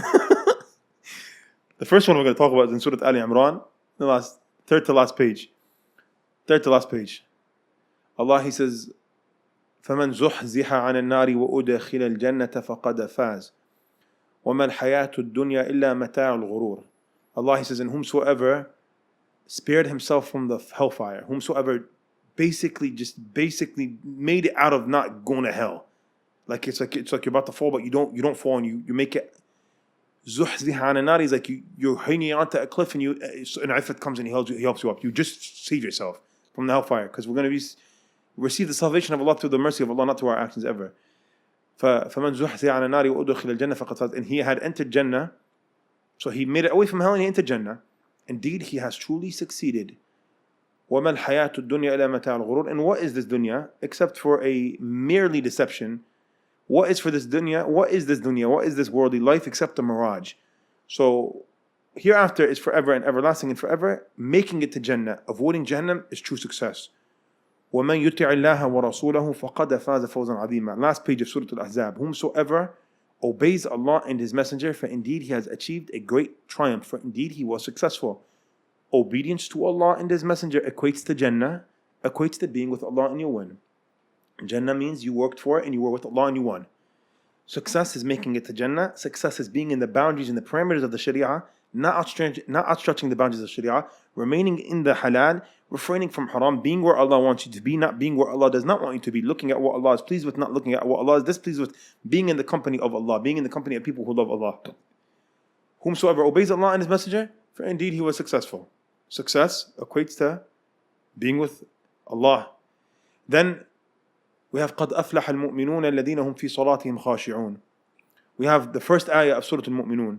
Indeed, the believers were successful, past tense. They're not going to succeed. قَدْ أَفْلَحَ الْمُؤْمِنُونَ. Indeed, they have succeeded. The mu'min succeeded. The first thing Allah says, the first of 7 attributes He gives of the believer, الَّذِينَ هُمْ فِي صَلَاتِهِمْ خَاشِعُونَ. Those who are humble in their prayers, those who have khushu' when they pray salah. Praying salah, having khushu' when you pray, meaning that you establish salah, meaning that you're praying 5 times a day with humility, meaning that be with Allah and you win. You have Allah and you won. So success is praying. Success is praying with khushu'. Praying with khushu' equates to being with Allah. قَدْ أَفْلَحَ مَنْ تَزَكَّى وَقَدْ أَفْلَحَ مَنْ زَكَّاهَا وَقَدْ خَابَ مَنْ دَسَّاهَا. We have in Surah Al-A'la, قَدْ أَفْلَحَ مَنْ تَزَكَّى. Indeed, he is successful, the individual who has purified himself and has performed tazkiyah on himself and killed his nafs, and he was with Allah. قَدْ أَفْلَحَ مَنْ زَكَّاهَا وَقَدْ خَابَ مَنْ دَسَّاهَا. Indeed, he is successful, the one who purified himself, and indeed he's a big loser, the one who gave into his soul.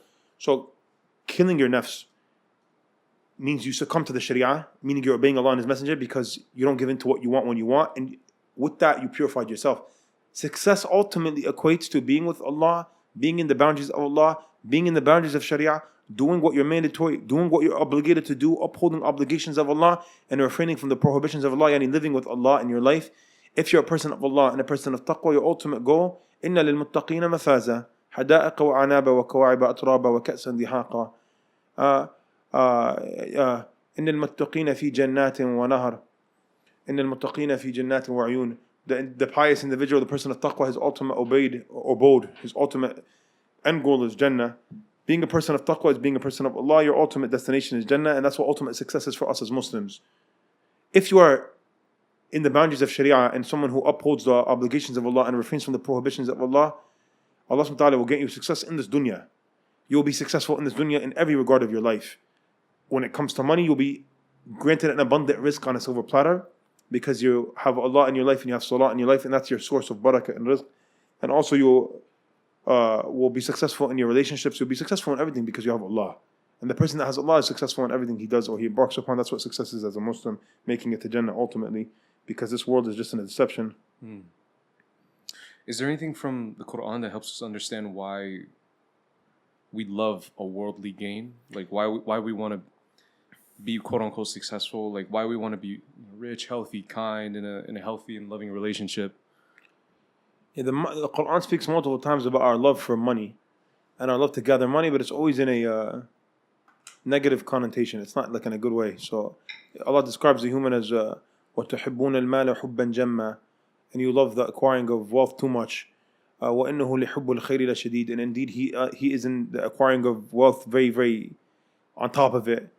So I don't know how to answer your question, but acquiring money and wealth is something that is in the innate nature of the human. No, that I've always heard growing up that Allah beautified for us certain things, and not to make them haram or to make them halal, but beautified it for us to give meaning in our lives and to give us goals. I wanted to understand it a little bit Okay, better. so there's an ayah in Surah Al-Imran that Allah says, زُيِّنَ لِلنَّاسِ حُبُّ الشَّهَوَاتِ مِنَ النِّسَاءِ وَالْبَنِينَ وَالْقَنَاطِيرِ الْمُقَنطَرَةِ من الذهب والفضة والخيل المسومة والأنعام والحرث ذلك متاع الحياة الدنيا والله عنده حسن المآب قل أنبئكم بخير من ذلكم للذين اتقوا عند ربهم جنات تجري من تحتها الأنهار خالدين فيها وأزواج مطهرة ورضوان من الله والله رؤوف والله بصير بالعباد. There's two ayahs back to back in Surah Al-Imran. This is the answer to your question. So Allah tells us what the human loves and is inclined to the most. He mentions the 5 categories of things that we love the most in the world. Then Allah gives us the response to that, Islamic response to that, and that what's better than all of that, which is in line of what we're talking about, success and true success, and what to put your aspirations up in. Allah, He says, زُيِّنَ لِلنَّاسِ حُبُّ الشَّهَوَاتِ مِنَ النِّسَاءِ. He says that beautified to man or beautified to the human is their desire for women. So the number one thing that the human loves the most, the man loves the most, is a woman, more than anything else in the world. The Prophet, he said, beware of the fitna of women, for indeed the first fitna that Bani Israel fell into was the fitna of women. You see 2 best friends, they become worst enemies because of a girl. You see 2 blood brothers, they cut each other off for 10 years because of their wives. Women are a fitna. Women are a fitna for a man. You see an imam, modern context, get embarrassed for stuff that comes up because of his desire that he could not control.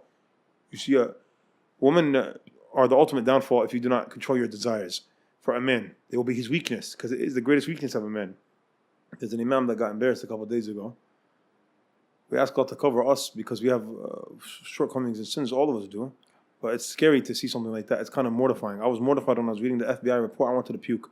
I'm not just saying this. I was nauseous. I was actually nauseous. I did not understand what I was reading.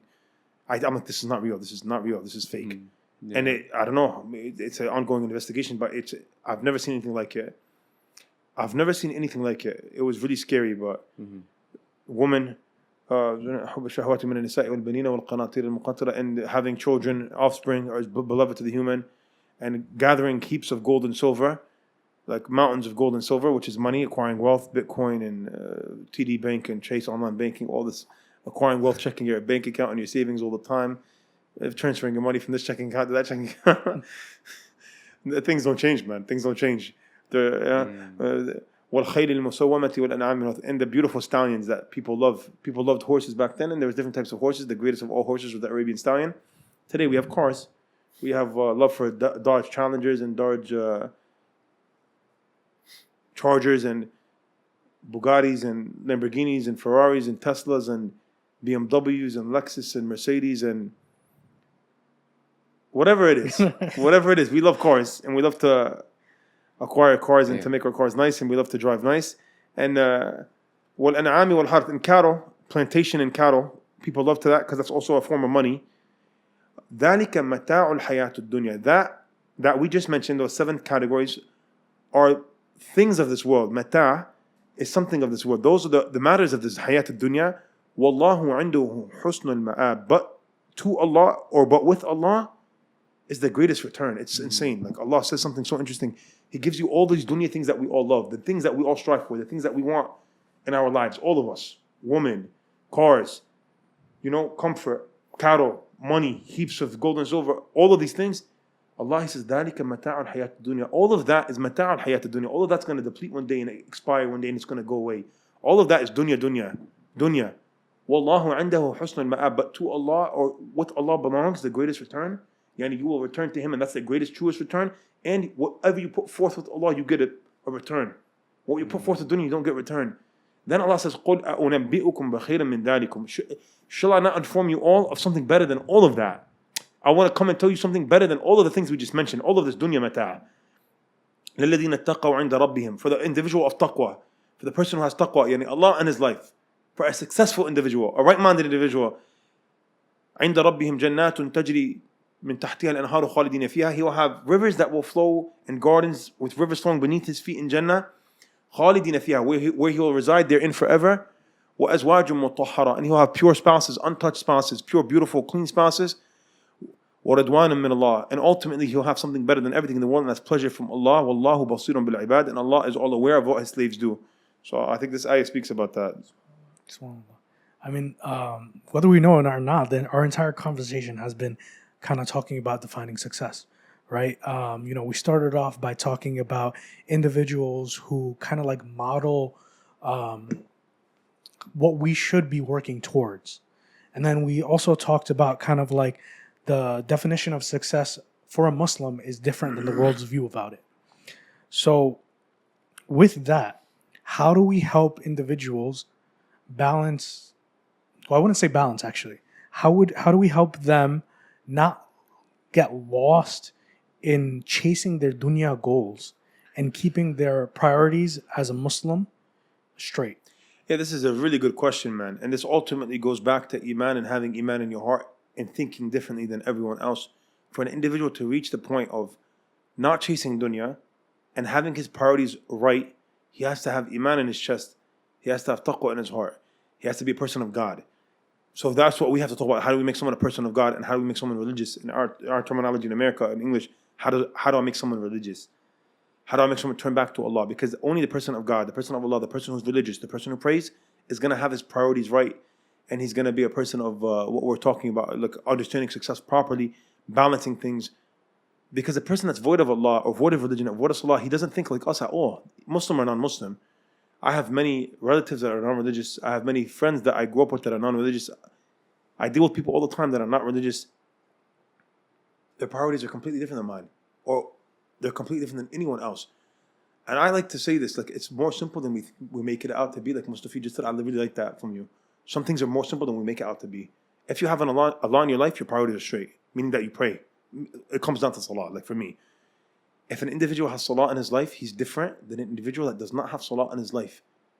If you do not pray, you will not have your priorities will never tastaqim. Your priorities will never be mustaqim ever if you do not have a daily dosage of Salah or Allah in your life. The person who prays 5 times a day, he's disciplined, he's shaped different, his goals are different because he prays. Because prayer comes with other things. Establishing Salah comes with other things. If you're establishing Salah, you have Allah in your life daily. You have a daily conversation with God. So you'll think about upholding other obligations in Islam, such as being good to your parents, because your conscience is working. You'll think of other things that you have to do, so your priorities will naturally come in line. So the answer to the question is like, we have to get someone to be religious in order for him to have his priorities right, or enable for him to balance deen and dunya. Because it will all be dunya, dunya, dunya. If you don't have Salah in Allah, it will always be dunya, dunya, dunya. Because I have no God, I don't pray, I'm godless. Why would I put religion as any part of my life if Salah is not important to me? Because with Salah comes everything else. With Salah comes Quran.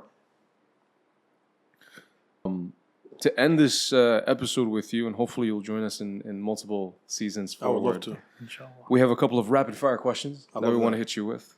You want to take turns? I'll take turns, yeah. Yeah, let's I do love it. that idea. You start. If you weren't an imam, what would you be doing? Hidden talents. My God. My answer is going to be cliche. It's going to be intertwined with what we've been talking about. Everything happens naturally and organically. I never wanted to be an imam. Like, I don't know. Like, I can't imagine anything else now. Like, I love my job so much, I wouldn't trade it for anything. But if I was an imam, I would do anything that makes money. That would. I'm too spiritually fulfilled with my job. I can't picture anything else. Wallahi, I'd be a teacher. Be a teacher. Any hidden talents? No, I'm a good teacher. I think I'm a really good teacher. I'll be a geography teacher. I love geography. Geography freak. I love geography and history. I read it and I research it for fun. I memorized the map of the world with the countries' names and capitals when I was like, 14, just for fun. That was my You could that was tell, my yeah. least favorite test, by the way. Yeah, for fun. You What pull were up you to, going like- to say? No, I said you could tell, like, during our conversations, how many exact addresses and exact spots have you said? I'm a geography fiend. Like, if I'm going to go visit a city or if someone's talking to me on the phone about something, I'll look it up immediately to see the surrounding city, to see how I'll get there from what highway. I love highways. I love geography. I could tell you, I have a blueprint of Cairo in the back of my head. Like, the back of my head in Cairo is not like America. It's not modern. So there's many streets and alleyways that don't have street names and stuff. I love geography. I love countries and I love history. So I'd be a history teacher or a geography teacher. Maybe I get that hidden love and passion from my mother. She was a history teacher her whole life.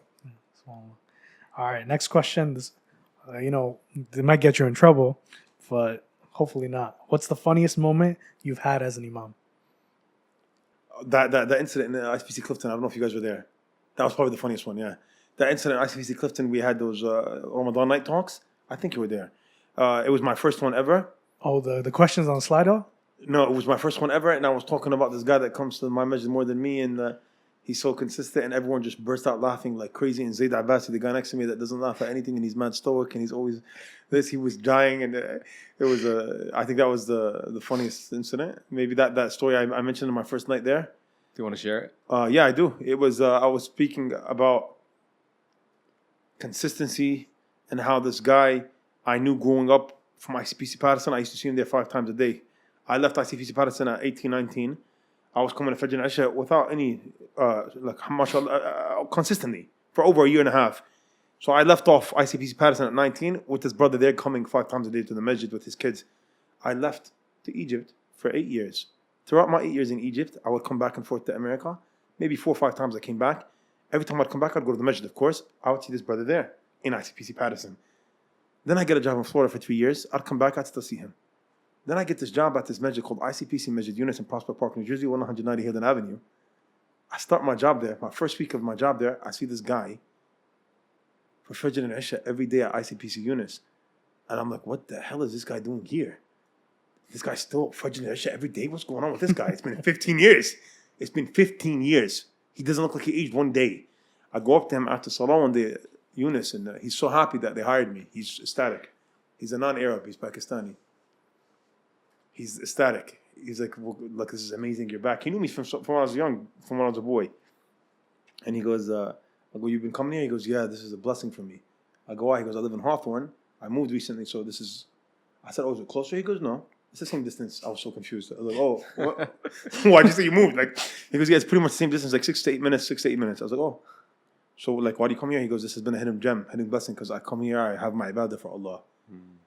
Brothers, we talk about sincerity all the time.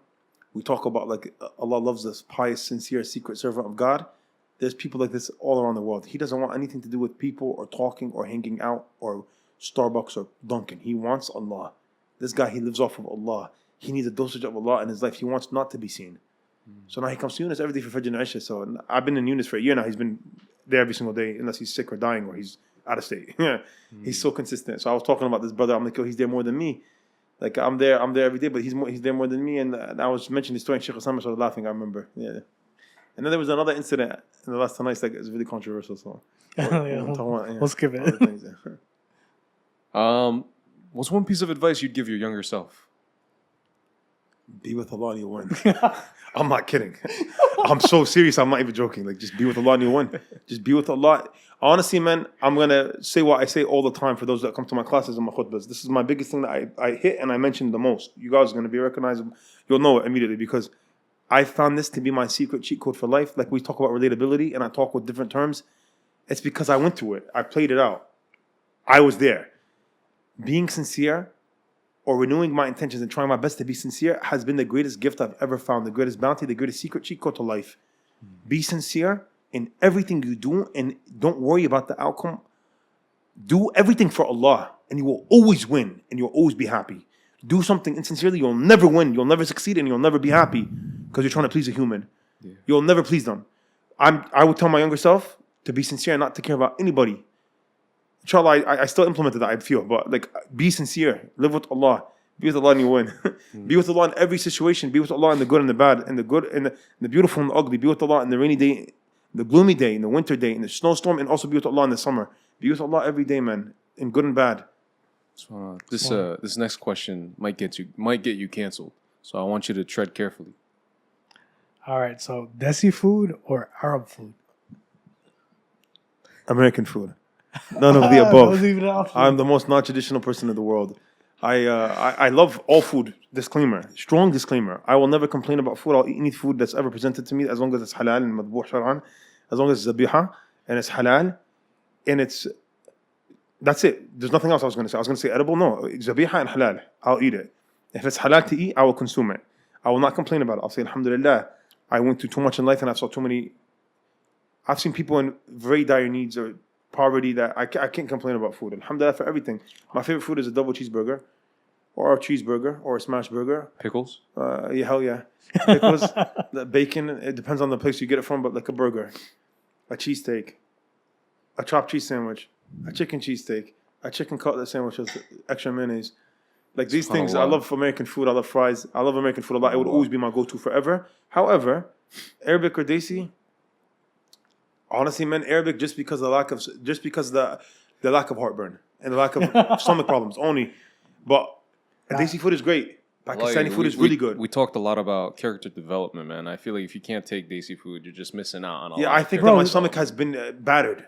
My stomach is on its last leg. My stomach is done. So I think if I had a strong, healthy stomach, Desi food all day.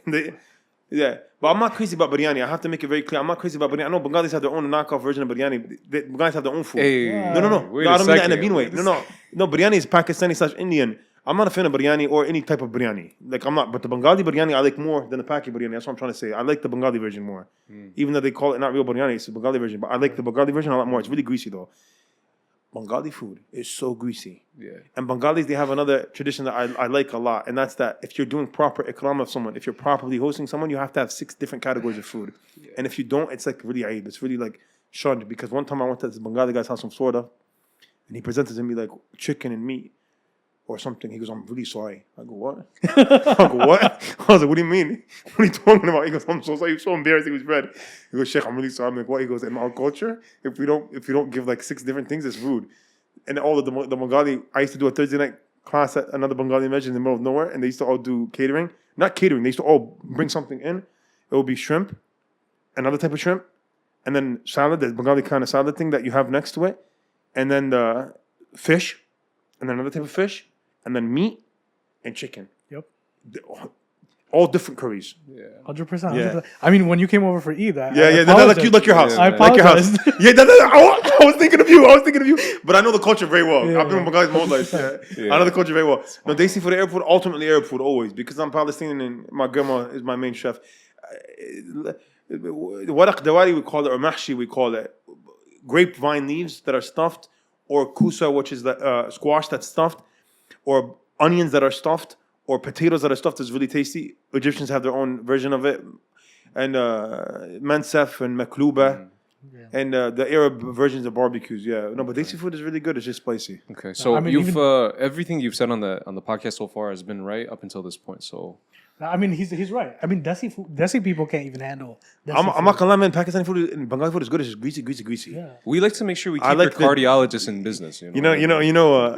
Every Desi I met has diabetes or on the verge of diabetes or like it's really bad. And gastric issues. Gastric issues. Every Desi person is on omeprazole. 100%. 100%. And also the average Bengali, the random Bengali, the Bengali, not the American Patterson Bengali. He cannot tolerate plain food. He cannot.